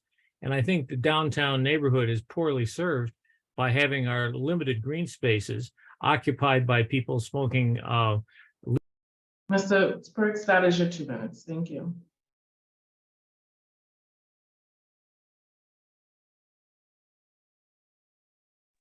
Allison, you're on mute if you're talking. I'm sorry about that. So the next person who signed up to provide testimony is Michael Nichols. Michael, if you're available, please proceed. Great. Thank you, Allison. And thank you, Chair and Commissioners, for your thoughtful consideration today. I'm Michael Nichols, President of the Downtown Boston Business Improvement District. We also appreciate the thoughtful proposal by the proponents and their openness through the process to an ongoing dialogue. I'm here to reconfirm the bid's opposition letter, which I'll summarize just briefly, while also making a couple of additional comments. In our letter, we noted that our organization is not philosophically opposed to all cannabis locations downtown. As Commissioner Smith noted earlier, I think there's been a continuing conversation about the appropriateness of certain locations in the downtown area. Our opposition, I think, is most acutely based on 3 violations of the buffer zone, 1 actual, 2 what we would consider to be spirit of the law violations. The fact that you can measure the Ostagai School and bridge over troubled waters over 500 feet in compliance with the law, but as has been noted by a few folks today, they are in actuality less than 500 feet as the crow flies. In particular, most concerning to us is being about 300 feet as we measure it from the William Ostagai High School. Not just any high school in Boston, but Boston's Recovery High School. Particularly concerning for the specific location of cannabis. The bid continues to be concerned about locating cannabis in such close proximity to a recovery high school and to the social service providers to bridge over troubled waters and others in the downtown area. We do, however, have 2 licensed premises currently in the bid area, 1 currently operating. We have evolved the understanding of our organization that there are productive locations potentially for cannabis within the downtown area. It is specifically this location that we are most concerned about. We call your attention back to our letter that talks about the documented instances of crime and BPD response in 2022 alone on Winter Street, and specifically in many cases on this part of Winter Street. Recently, in partnership with the mayor's office, we've received 77 applications from businesses interested in opening a new retail storefront in downtown Boston. We are working through that list and hope to send many of them to Winter Street and other locations throughout the bid, so as to eradicate some of the retail vacancy that has been talked about today. There is a lot of significant interest in downtown Boston today of a type that doesn't risk the ongoing operations of a school and of our social service providers. Finally, we would just ask that any willingness to move forward with this application does so by adding the license restrictions of other downtown locations, a $40 minimum, no pre-rolls and hours that do not exceed 8 p.m. at night. As of now, the proponents have not yet agreed to those stipulations, and we would ask the Cannabis Board to add them to any potential approval of this application as being very important to us in the downtown area. Thank you for your time. Thank you very much. Carl Volker, if you are available, please proceed. Yes, I am. My name is Carl Volker. I live in 151 Tremont Street, and I have 3 retail locations in downtown Crossing. And I really support to put another business in there, because when I walk home at night, you know, on Tremont Street, on the corner, everybody is selling cannabis, everybody is selling drugs. When I get to McDonald's, there's a lot of panhandlers out there. Outside Dunkin' Donuts, there's a lot of panhandlers. So it's very unsafe. And I think to have additional businesses would be great. When I look at Winter Street, I've been here, I opened my first store in 1987. And since then, you know, we had the heydays in about 2000. And since then, it went downhill. Obviously, the pandemic didn't help. But right now, the vacancy rate on Winter Street is 50%. And I think anybody who would come in and open a business, I really applaud them, because it's extremely difficult. I mean, we had the GameStop was here, they left. GNC left. CVS was here, they left. Staples left. Pete's Coffee, Capital One left. Santander Bank left. So it's not an easy environment. People think Winter Street is not Washington Street. So anybody who comes in and takes the risk and invests money, I think the city and the bid should support them too. Obviously, when there's the empty storefronts, it creates homelessness, not homelessness, but it creates the homeless moving into the doorways. And anybody who comes down here at 7 o'clock in the morning sees the cardboards, people sleeping on cardboards. And I think by having businesses in here would help. And I think businesses, in order to fill the storefronts, you need to fill one by one. And I think if 7 Peaks would come in, that would be one, and that would encourage other people to come in to open stores. I think security is definitely, I think, to have security on the street, I would look at it as a positive. My store was held up at gunpoint about 3 weeks ago, and I think if there's additional security out there, it would be much easier and would hopefully deter some of these people who involved in criminal activities not to be on the street, or at least there would be some mechanism. Mr. Volker, that is your 2 minutes. Thank you. Thank you. The next person who signed up to provide testimony is Mr. Bill Kapalis. If you are available, please proceed.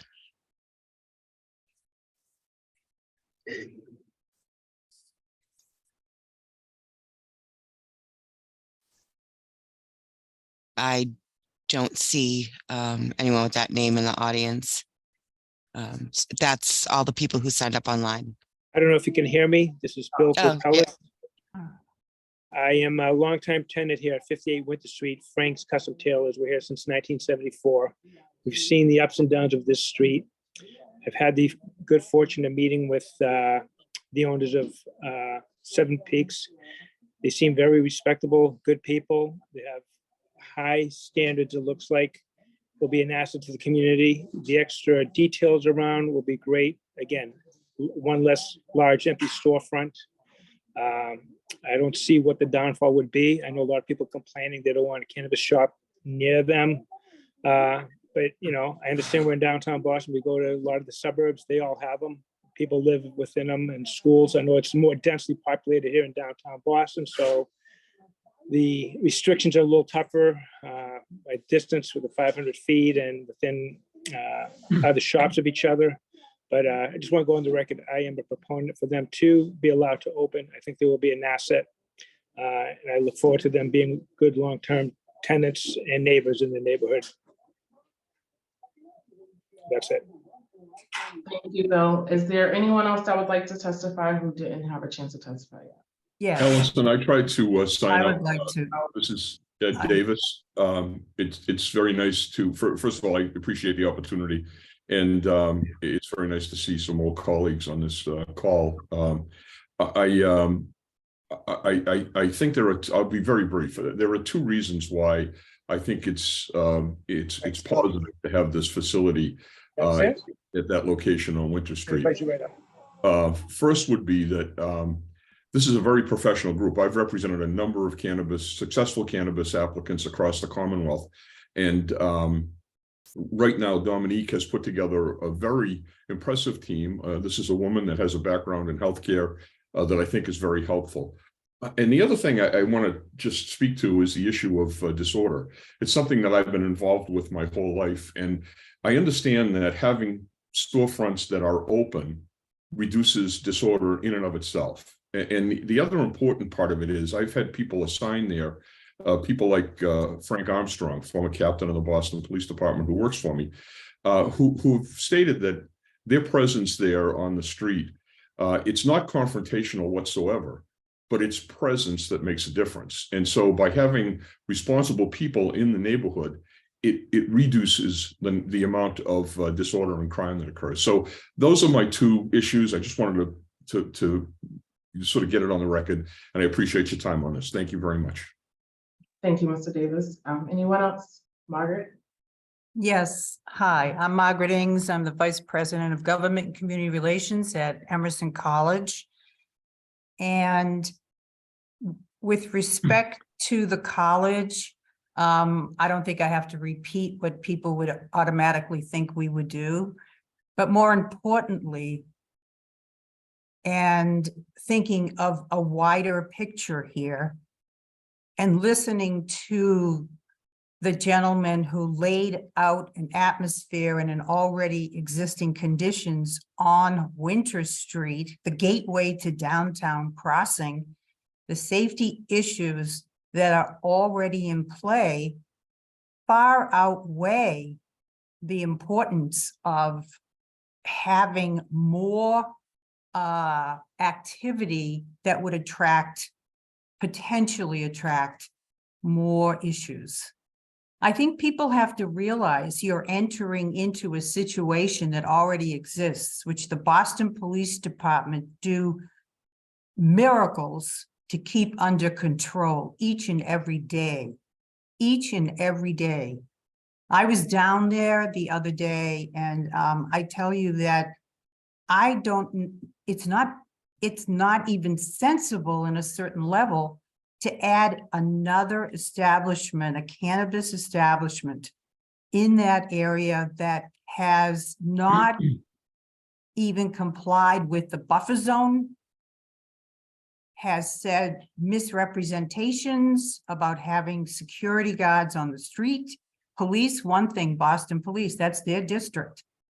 You said in your presentation, interior and outdoor security, so when people leave. So also, I do believe that this timing for that location, as Michael Nichols said, the timing is great to have you in someplace that's logical, safe, where you can have a business in the downtown area. So I will just end by saying, let's all get together and really think about the impact this will have on a street that is already burdened with things like an armed robbery and a homicide. Thank you. Thank you. Is there anyone else that would like to speak in regards to this proposal? May we have an opportunity to rebut? Yes. I'd like to start with the measurement of the distance between this location and the high school. We have provided to the board a certified statement of that 517 feet. We followed the regulations as to how these are to be drawn. We provided the information. It is not a misrepresentation. It is a fact that that school is 517 feet away from this establishment. I don't see how we can come up with any other conclusion. We're the only ones that have provided any certification to this. We didn't walk it on our feet and measure it. We certified it. And that's in the board's possession. I mean, I would like to think that that is a non-issue. You know, and by the way, I don't hear a lot of complaints about the package store, which sits next to the high school, or the package stores that litter the rest of the neighborhood. In looking at the maps, we're talking about vacancies earlier, and I think everybody's concerned about vacancies. The map we put up earlier, there are 2 additional vacancies that have already happened since we provided that map. Tasty Burger and Getter, empty. Half the street's empty. I don't understand however anyone could think that a business, a well-lit, well-secured business could not do anything but help that street. How are you going to convince people to come onto that street when the vacancy rate is so unbelievably high? How could this situation not help safety and the vacancy rate? It boggles my mind. I have to reply to my friend Mike Nichols. We agreed to the conditions that the bid proposed to other establishments. We agreed to that in a conversation and emails that I directly had with Rose Boardman, who was the person we were dealing with at the bid, telling them that we would comply with those conditions. Of course, the next communication we got after reaching out to them was the letter of opposition, which, by the way, like all the others, after we spent hours trying to reach everybody and talk to people, they didn't even have the common courtesy to copy us on a letter of opposition when we thought we were in the process of conversing with them. But we agreed to the bid's conditions. I mean, it's just a fact. Crime, how could people are saying that having security there is not good? How is that even comprehensible? Not what I said. Security on the street, interacting with people, not confronting people. We were out there. There were police officers, former Boston police officers from the Ed Davis Company at that site on multiple occasions in the recent past, all of whom interacted with people, conversed with people, etc. How that cannot help the situation is beyond me. They're not looking for problems, or they may be looking for problems, but they're going to call 911. Their eyes and ears on the street. It just seems to me that can do only positive things for the street. I mean, we have spent a lot of time trying to reach out and converse with people. Look, and I get it. People complain about cannabis applications, alcohol applications all over the city. We all know that. You know, there's another application on this very street, less than a block away, which came about after hours. I mean, does the community has to at some point, I think, make a determination, okay, what are the good ones? What are the ones that we may not want? I mean, in every business, there are good operators and not so good operators. We'd like to think that we've proven, and I think you've heard it in the testimony, even from opponents, that these are honorable, decent people with a good business proposal, only looking for an opportunity to be part of the solution, not the problem.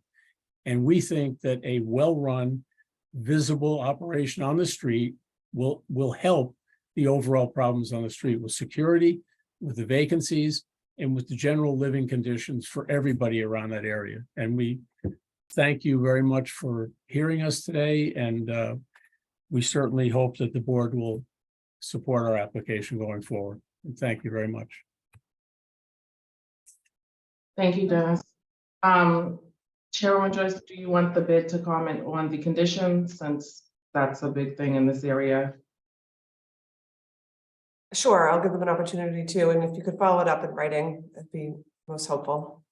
Sure, I can do both. I mean, I appreciate Dennis's professionalism and the commitment of the team and the thoughtful proposal they put forward. Unfortunately, the email that Dennis references reads as follows. Lastly, we are willing to agree to all bid requirements for a non-opposition agreement. So they were only willing to agree to our license restrictions in the event of our non-opposition, which was not something we were willing to do. And I have that in writing and can send it to the board. Whoa, wait a minute. In my conversations with your office, the only thing that you would be willing to do was a non-opposition agreement. And we said, okay, we're fine with that. Give us the agreement and we'll comply with it. You never said you'd support. The only thing we were able to get would be a non-opposition agreement. And we said yes. What else are we supposed to do, Michael?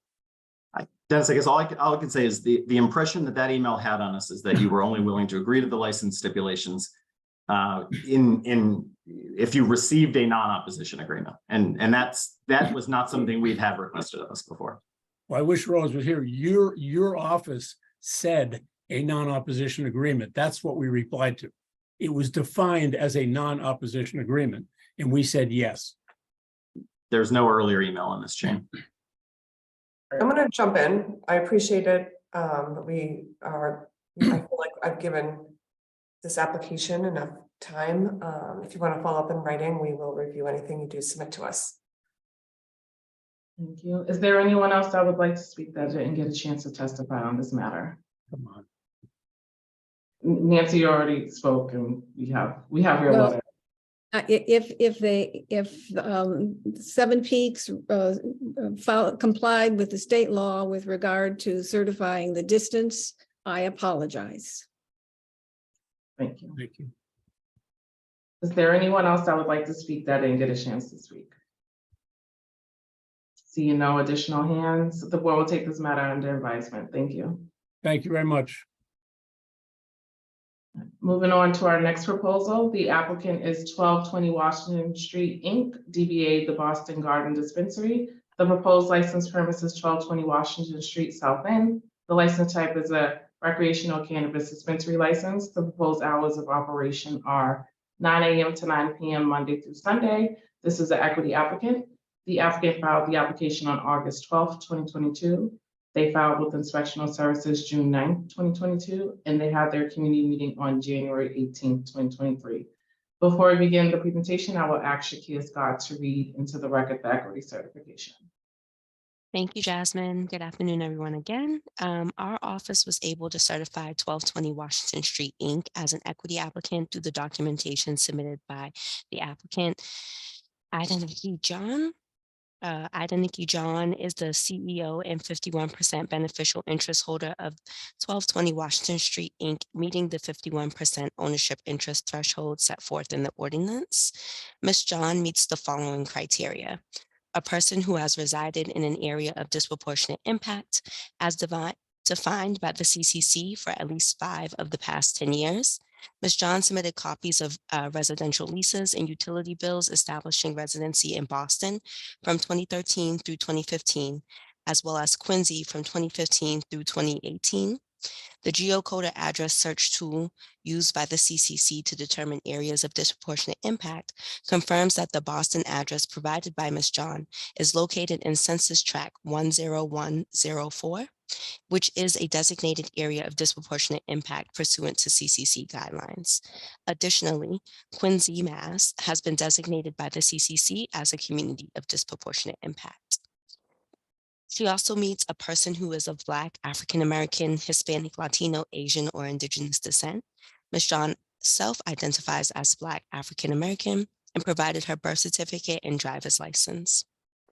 Additionally, she meets a person who has been certified by the CCC as an economic empowerment applicant or social equity applicant and is or has been a resident of Boston for at least 1 of the last 3 years. Ms. John provided her social equity applicant approval letter from the CCC, dated June 26, 2019. She also provided a lease and current electric bill certifying residency in Boston from 2021 to present. Are there any additional questions about this certification? Thank you, Shakia. Welcome. Who is present on behalf of the licensee? Thank you, Ms. Nguyen.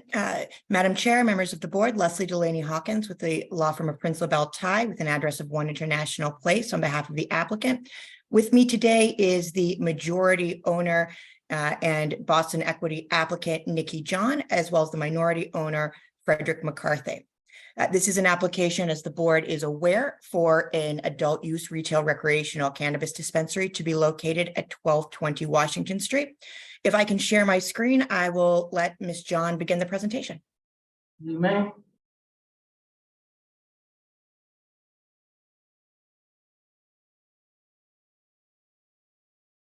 Awesome. Thank you, Leslie. Thank you to the board. Thank you guys for your time. All of the people who've come to listen and testify. My name's Nikki John.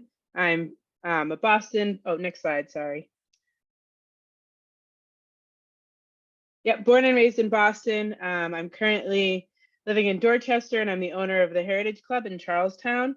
We're an adult use recreational dispensary that opened in October of last year, and it's been going really well. We're currently the only Black female-owned dispensary in Boston, which is really exciting. Growing up here, it was really important to open a business here, even though it's a long process, but it's worth it, and it's exciting to be a part of the community here. So I'm excited for the feedback and to see how we can grow together. I'm a social equity applicant with the City of Boston as well with the CCC, as you just heard, certified. And yeah, we're excited to show you our proposal. Next slide. This is my partner, Fred, featured on the right. He's a friend of a friend, so that's how we got connected, but it's been great working with him, finding somebody that you can bounce ideas off of, trust, all of that, which is really important when you're figuring out who you want to work with. He's currently an entrepreneur and real estate developer. And yeah, we've been working on this since about last summer. If you want to go to the next slide. Similar to my other application, we're looking to do a mission-driven company, something where we have purpose and we're able to give back. Some of the ways that we'll be doing that are going to be similar to the last proposal, and I'll detail that later on in the presentation. Obviously, tested quality product, getting a strong retail experience to our customers and educating them when they're in store. That's been something we've been able to do in Charlestown and want to continue. If you can go to the next slide again. Yep, so just highlighting those out, things that are important: diversity, inclusion, having a Black-owned business. That's something we want to continue here. And getting to know our neighbors. When we first applied in Charlestown, if anybody who's here before was here last time, it's been great to have some of those people come out and say that they're glad to see us here. So that's been really good feedback. Educationally, we'll be teaching people in store, but also hosting specific events. Examples of what we're doing is like this week is 420, so having vendors come in and educate about their products. They do it throughout the year, but this is one where a bunch of different vendors come in at once. Community focused, we have a few different ways we want to give back, and we want that to be centered around the community that we're in. So in Charlestown, we have different initiatives than we'd have here in the South End, and we'll talk about that. Next slide. So I'll send it to Leslie on this. Thank you, Nikki. So this site located in the South End is a standalone site. There is only this establishment. There's no co-location. One of the things that was very attractive about this site, besides just that it is standalone, is that it comes with 23 dedicated parking spaces that will be used for our patrons. And that's obviously something that we don't see in the city that much. This is currently the Cathedral Station bar. I do want to be clear, this proposal is not displacing the existing establishment. The owners of that establishment made a determination a few years ago to go to a month-to-month lease so that they could eventually wind down operations and move on. And that's when we began having discussions with the landlord at this location. Our proposed hours of operation from 9 a.m. to 9 p.m. We respectfully submit are far less impactful than a bar with a 2 a.m. closing hour. All patrons off by 2:30. With a 9 p.m. closing hour, all patrons have to be out of the establishment at 9 p.m. Just like a restaurant establishment is in this zoning district, this is a conditional use under the zoning code for cannabis as well as for a restaurant use. We have reviewed the buffer zone and conducted an analysis through our engineer, who concluded that in addition to not being within 500 feet of a K through 12 school, we are also not within a half mile of an existing cannabis establishment, again, meaning that this is a conditional use. So again, just in terms of the actual location, one of the pieces of feedback we got from the community was a desire for this to remain a restaurant. And we absolutely understand that feeling. But I think as anyone who's been in the city knows that the hospitality industry has been hit harder than almost any other industry through COVID. And we are seeing restaurants that have closed, that are closing. And this is just a sampling of the existing vacant buildings in the immediate area that were previously restaurants. This is a rendering that shows what the frontage would look like. Again, just a proposed rendering, obviously, should we be approved, all of this would be subject to BPDA design review. One of the other items that we know is important is kind of cleaning up the rear of the structure. And this is just a rendering of what that could look like, as well as some of the greenery and plantings that we would propose. In terms of the floor space itself, as you can see, we are intending to utilize the existing layout of this establishment. One of the really appealing things about this is that there's plenty of interior space, not just for public facing interactions, but for queuing. And then there is also the basement level where we can house our vaults as well as other back of house.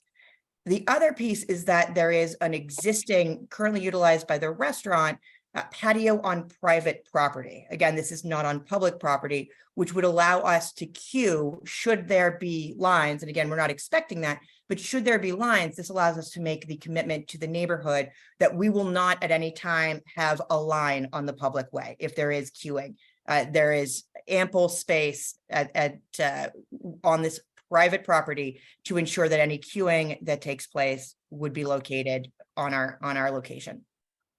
In terms of public transportation, this is in the heart of the South End. We're surrounded by ample modes of public transit, MBTA. We're also surrounded by a number of blue bike locations, and we will be working to install a bike rack at the premise on our private property as an amenity for both our patrons, but also to encourage our employees to utilize other modes of transit.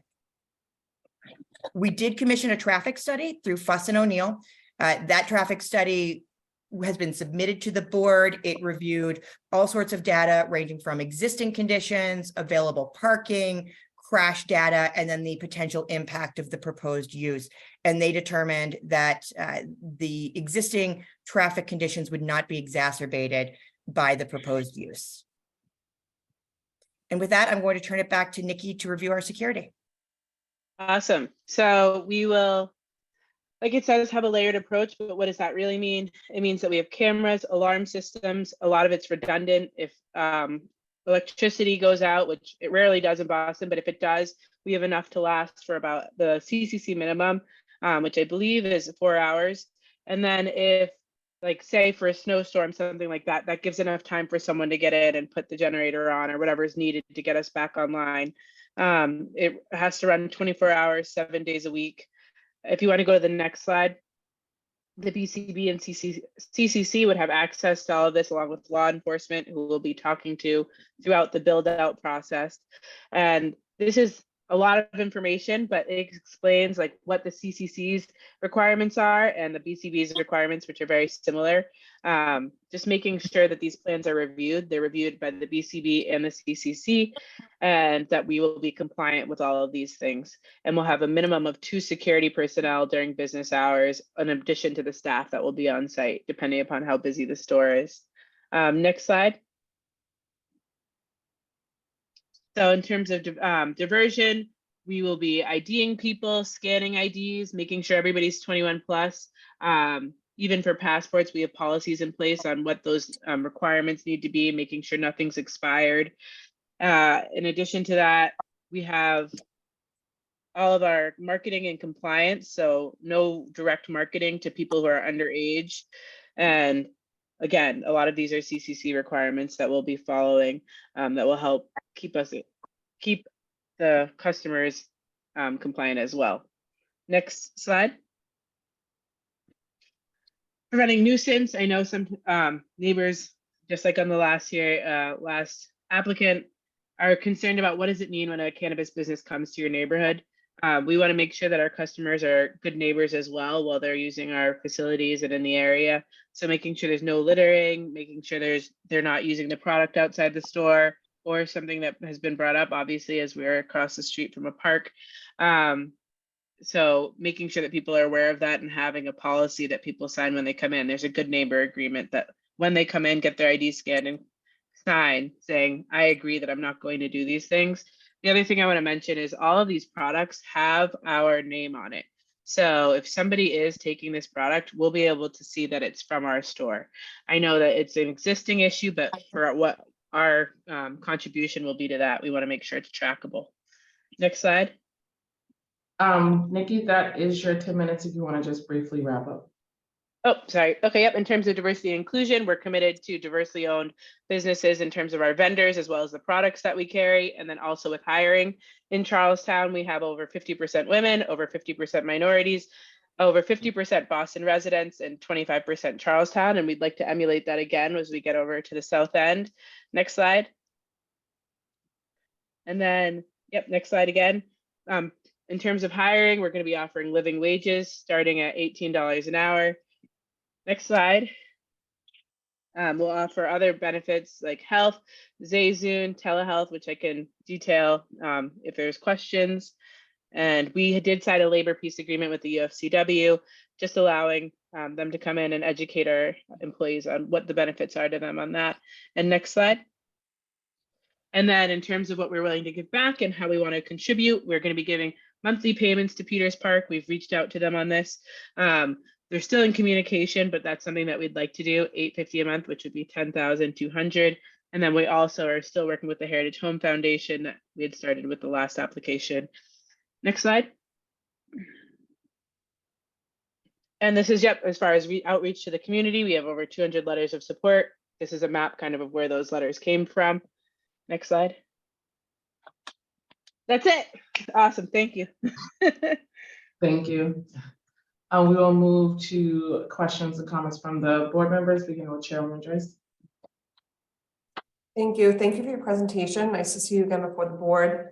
Can you describe for me what your conversations have been like with the Pine Street Inn? We have reached out to the Pine Street Inn and we have not received any sort of response. We're happy to forward those correspondences as well. Okay. And what are your thoughts about your location as it is in proximity to the Pine Street Inn? I think that in this instance, we feel that we're bringing increased security. We're bringing a cameraed and secured location with additional lighting, with additional security staff, with actually less impactful hours of operation than the existing use.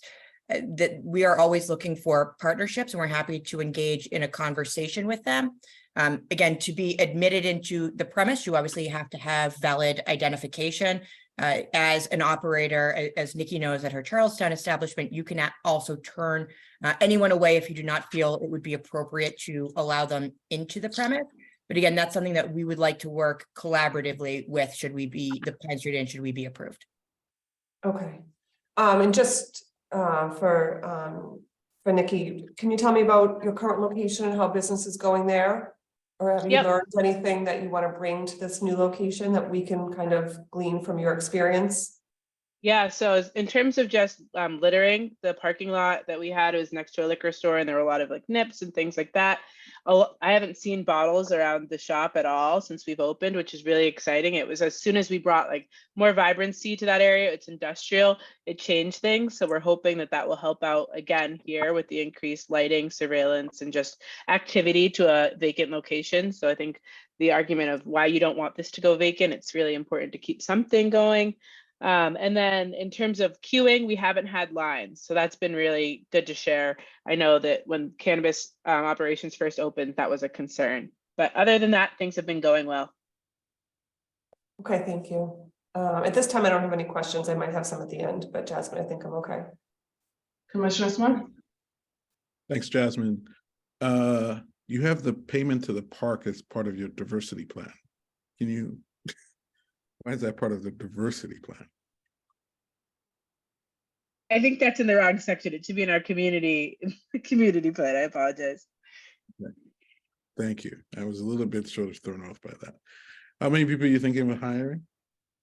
Between 20 and 25. That's about how many we have. We fluctuate between about 18 to 25 in Charlestown. A mix of full-time and part-time, probably about half and half, which is where we're at now. And the goal is to promote from within and then have part-time people become full-time as well. How's that work? How's that worked in Charlestown? So far, so good. I think we've had maybe 4 part-time people become full-time. We've had 2 bartenders become assistant managers. So being able to just grow people within has been working out really well. You talked about this 10 qualifying residents per year up to 150,000 a year. Not those 10 aren't going to receive 150,000, right? Nope, it covers what their closing costs would be. Yep. So it could end up being 7. It could be somewhere between that 5 and 10. Yep. And you have a plan in terms of what those qualifications will be? What? So we have, the reason why we started our own nonprofit is, I don't know if for people who weren't on the last call, finding nonprofits that will accept funds from cannabis, it's tricky. So we were able to open our own nonprofit. And as we're setting up those structures, those things will look at AMI, income, current address. So we'd like it to be Boston residents looking anywhere in Massachusetts. And then in terms of purchase price, obviously things are getting expensive, but based off of what they could afford, that's kind of what would change what the closing costs will be. Are you helping your employees with this as well? Employees are eligible, so yeah, they would be, but we don't have a program specific for the employees. Oh, it's not specific. Okay. So how will people know how to apply for this? You're just going to advertise, put it out there? Yep, that's advertised, but in specific locations. So working with nonprofits that already work with communities affected by the war on drugs, as opposed to just putting it out there, or just working with existing realtors, mortgage lenders, and financial planners who are in the space. And then in terms of what we'd be offering, there would be the education aspect and then the actual purchase aspect. So preparing people who might not be ready to buy now so that in the future they can use the program. Your last thing, you also mentioned that there are some differences between Charlestown and this location. I guess maybe how you're going to operate, or can you detail those a little bit? Well, one thing is there's way more parking over here. So we have about like 10 spots in Charlestown, and then over here there's 23. So that changes just the, we haven't had a issue with parking, but I think that this location might have a little bit more traffic. So I think that will be good. And then in terms of how the store runs, we'd like to keep much of it like similar, just because the process has been working in terms of having people come in, be checked in, and then meet with somebody if they'd like to, or use a kiosk. So those things will remain the same as well. But the things that would be different would be more like what the community interactions and opportunities to work together are. Come up here. And you've hit your hiring goals in Charlestown, yes? In terms Yes. Yeah, so we hit our hiring goals, which has been cool. Initially, when we first started finding Boston residents, we were at 30%, but we're at 50% now. So that's really exciting to keep it local. You said 50? 50%. How about folks with quarries? I don't think that one, I don't think we have any of. And we So, had a and- goal of 10%. So that would And be if I can 2. just jump in there, Commissioner Smith, hiring someone with a quarry has been one of the biggest challenges in this industry. One of the things we've seen is that many people who would qualify under that are either on parole or probation, and their respective overseeing officers have not been particularly amenable to folks working in the cannabis industry. I think it's just because it's an emerging industry. So we actually have, as a team, have already met with the Office of Emerging Citizens, this specific team, to begin conversations about how best to develop and access that group of individuals that we want to make sure has access to this industry as well. Thank you. Yeah, it's in everybody's plan. And so it's interesting to know that it's basically one of the hurdles. It absolutely is. And Prince LaBelle recently provided a pro bono memo to share with folks in the industry about the fact that there is legally nothing that prohibits someone with a nonviolent conviction, or a conviction that doesn't deal with any sort of dealing of an illicit substance to someone underage. There's nothing that prohibits them from a position in this industry. And I think we're at a point where it's just a lack of sharing information, and we're trying to work on that. Okay, good to know. Thanks so much. Thanks, Jasmine. Thank you. Commissioner Camacho. Yes, a question of clarification. under goal number 2 regarding the contribution of 200 hours of documented volunteer time. Later on in the paragraph, it says all employees will be paid for this voluntary work annually. I assume, and this is, maybe I shouldn't assume, that this would be at their regular hourly rate. And if you are an exempt employee, that would be your salary, correct? Yes, and it would be, yep, so it would be paid to them, and it probably would be documented in the normal payroll. I don't know that it would be a completely different pay cycle just for this. So for hourly employees, if it's over 40 hours, it would be time and a half, correct? Yes. Thank you. Commissioner Holmes, do you have any questions? No, ma'am, not at this time. No, thank you. All right, great. We will move to public testimony, beginning with elected officials or their representatives. Hi, good afternoon, Madam Chair and members of the board. Kim Crucioli from the Mayor's Office of Neighborhood Services. The Mayor's Office would like to defer to the board at this time. The statutory community meeting was held in January of 2023, and it was widely attended. Proximity to the Pine Street Inn, Peters Park, parking and traffic were the main concerns that were raised by the abutters. The applicant also did extensive community outreach. They met with the East Berkeley Neighborhood Association as well as other community members. East Berkeley Neighborhood Association is opposed to the proposal. Our office also received over 6 letters and a petition with 181 signatures, all in support, and over 60 letters and a petition with over 45 signatures, all in opposition for the proposal. Again, our office would like to defer to the board at this time. Thank you. Good afternoon, Madam Official, members of the board. Ana Calderon from Council President Flink's office. The councilor would like to go on record in opposition. The proposed location is right across from Peters Park with a Little League baseball field and dog park where many families and children congregate.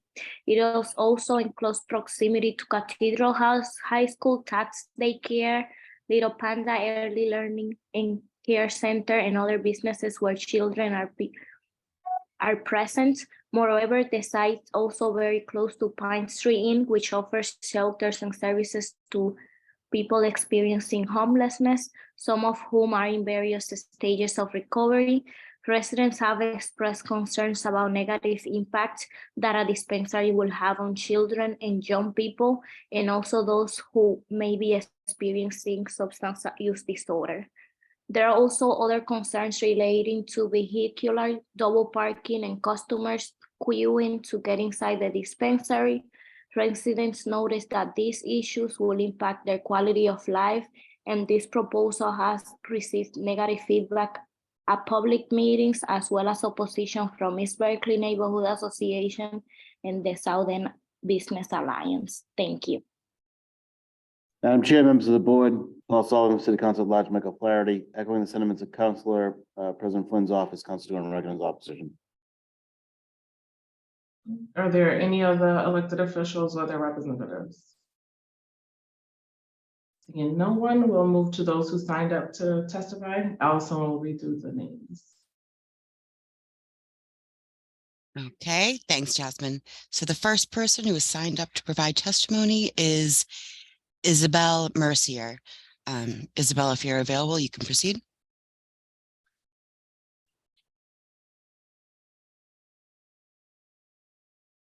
Okay. We also have, sorry, it's a little out of order on this. Leslie Fine. Leslie, if you're available, you can proceed.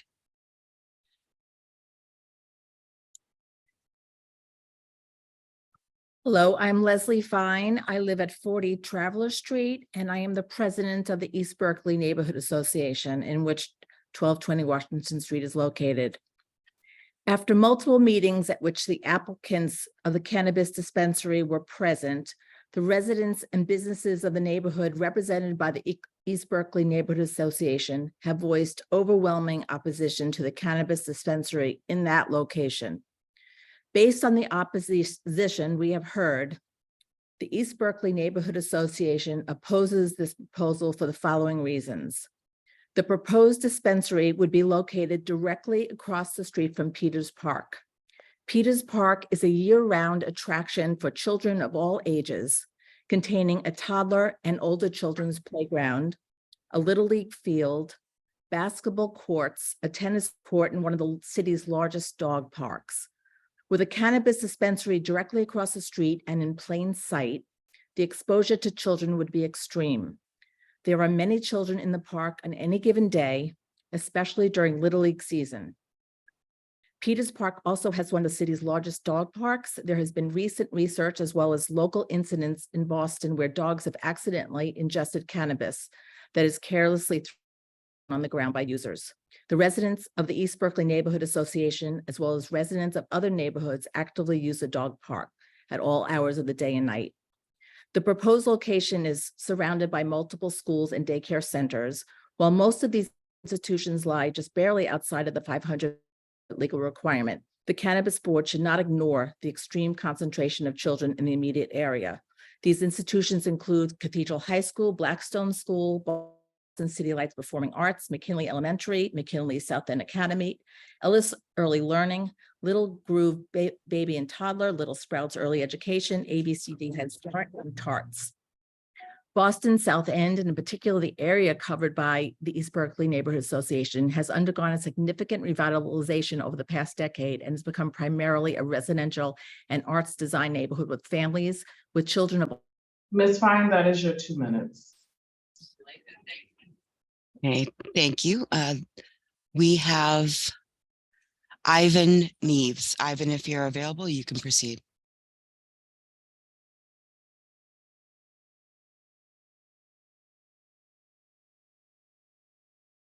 Hey. How about Henry DeGroot? Good afternoon, chairs and commissioners. My name is Henry DeGroot, and I'm the organizing director for the United Food and Commercial Workers Local 1445. And I also happen to live down the street at 1521 Washington. We represent 12,000 essential workers throughout the Commonwealth, including at Stop and Shop, Macy's, and in the cannabis industry. We represent thousands of cannabis workers around the country from seed to sale, and here in Massachusetts, hundreds in agriculture, production, processing, packaging, delivery, and in the medical and adult recreational dispensaries. Our union strongly supports Nikki's project at 1220 Washington Street, Inc., also known as the Boston Garden Dispensary in the South End. In addition to being an equity applicant, what I heard, the only Black woman to run a cannabis facility. That's amazing. Nikki has also demonstrated in action, not just in words, but in action, their commitment to fair labor standards and has entered into a labor peace agreement with our labor union. So we strongly urge the Boston Cannabis Board to approve the license. Just add, like I said, I live on the street. I walk out, there's heroin needles on the street. I'm not worried about my dog eating cannabis products. We have more serious problems in the South End. Let's be real. This is going to provide good union jobs to workers in the South End, and we strongly support Nikki's application here. Thank you. Hey, thank you, Mr. DeGroot. Next, we have Jen Grella. Grella, if you're Jen, if you're available, please proceed. I am. Thank you. My name is Jen Grella. I live at 481 Harrison Avenue, which is basically around the corner from the proposed site. I'm here to, and actually I look down onto the entire site. I'm here today to express my support and the support of my husband for this proposal. I did write a letter to the Cannabis Board in January, and I attempted to address all of the, well, 6 of the major objections that I heard at my neighborhood association meetings. I am a member also of the East Berkeley Neighborhood Association. Nobody asked my opinion about sending that letter, but that's fine. We don't subscribe to it. I don't want to go through all 6 of those things right now, but what I do want to say is I have lived in the South End since 1988. My husband and I have raised 2 sons here. We are deeply committed to the commercial and cultural success of the South End, every corner of it. We also are very committed to the safety and security and quality of life and diversity, and that's socioeconomic, racial, lifestyle, every kind of diversity you can think of within this neighborhood. That's why we live here. One of the major objections that we have heard is that, and no one's brought it up here, I think they're being a little disingenuous, that having a cannabis dispensary is going to make all the people from Mass and Cass come over to Peters Park and live there and buy drugs and sell drugs and use them in Peters Park and corrupt the entire neighborhood. I think that there's no evidence to support that. Anyone who knows anything about the people at Mass and Cass knows they're not smoking weed. They're using much harder drugs. And to have an establishment where you would otherwise have some empty space is a good thing for a neighborhood, in our opinion. I've lived in cities my whole life. Foot traffic, lighting, security, vibrancy, shining the light on an awful alleyway, quite honestly, Perry Street. If you've been there, you know how awful it is. This can only be a good thing in our opinion. Cannabis is. And that is your 2 minutes. Okay. We have Jonathan Marks. Jonathan, if you're available, please proceed. Hello, can you hear me? Yes, we can hear you. Thank you. Okay, I wanted to start video. Tell me when if the video's okay. You're good. My name is Jonathan Marks, and I live at 1140 Washington Street in the South End. Thank you for letting me talk. There is a children's playground and Little League field directly across the street from the proposed site in Peters Park. The exposure to the children would be extreme. There are hundreds of children in the park on any given day, especially during Little League season. Cathedral High School is on the same street as the proposed dispensary on the next block. There are 2 dance schools catering to after-school classes on this block, and Little Sprouts Early Education Childcare is on the other block. This proposed location would adversely influence Boston's young adults. Peters Park is home to the city's largest dog park. Our neighbor recently rushed his dog to the emergency room. He almost died after ingesting a tossed butt. The Pine Street Inn, the city's largest homeless shelter, is a block away. Unfortunately, hundreds of them have struggled with substance abuse. Almost daily, this community witnesses a group of men illegally smoking and getting high in Peters Park, many of whom are PSI residents. Anyone who lives here can corroborate this. They sit within 50 steps of the proposed location. Our help is needed rather than continuing to take advantage of them. There is a higher correlation of mental illness and homelessness with substance abuse. It is unethical to think that placing a cannabis dispensary at the footsteps of Boston's largest shelter would not have a detrimental effect on their clients' well-being. It would be a constant, unsolicited temptation. Our city rep, Ed Flynn, has already written a letter of opposition, citing many of the same concerns. Voting against this would promote the best interests of our community and of our city. Thank you very much for your time. And next we have William Fleming. Mr. Fleming, if you're available, you can proceed. Hi, thank you for letting me testify. I live at 485 Harrison. I'm a 45-year resident of the South End, and I think that the location and the business proposed there, it will be an excellent fit for the neighborhood. It's a diverse neighborhood. It's diverse from many perspectives. It's certainly diverse from a commercial perspective.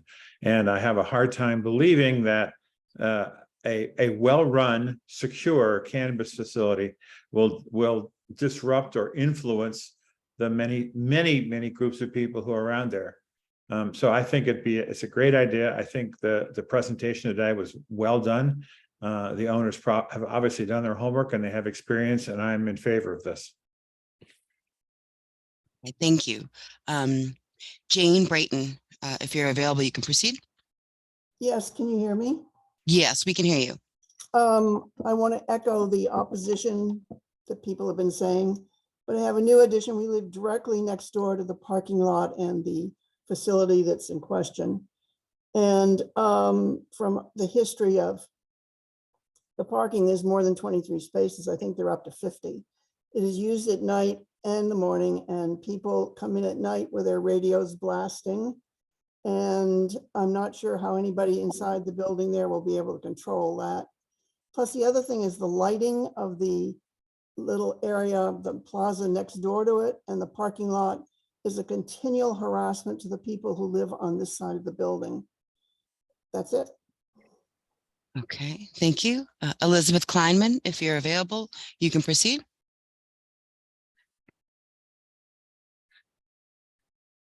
Elizabeth? Okay. Nikki Horn? Hi, my name is Nikki Horn. I live at 61 Warren Ave in the South End. I'll make this short, but thank you for your time. I'm speaking on behalf of Nikki John in the 1220 Washington Street. I think this is actually going to make a positive impact here in the South End. Not all business owners make it a point to give back to their community, so I would welcome these efforts to the neighborhood. Also, I visit Peters Park on a weekly basis, and I have sort of an opposite sentiment over safety issues, and that I believe added security and compliance measures that they would only help in making the neighborhood more safe. Thank you. Okay, thank you. Jasmine, that concludes all the people who signed up online via the link to testify. Thank you. Is there anyone else that wishes to testify that didn't get a chance?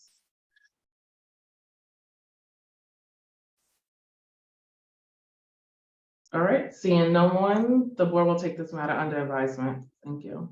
Thank you very much. Thank you. You're welcome. Those were all the matters before the board today. The board's voting meeting will take place next Wednesday, April 26th at 1 p.m. The information to access the voting hearing will be on our website, boston.gov/cannabis. Again, the record will be kept open until Tuesday, April 25th at 5 p.m. Thank you all for attending today's hearing and enjoy the rest of your day.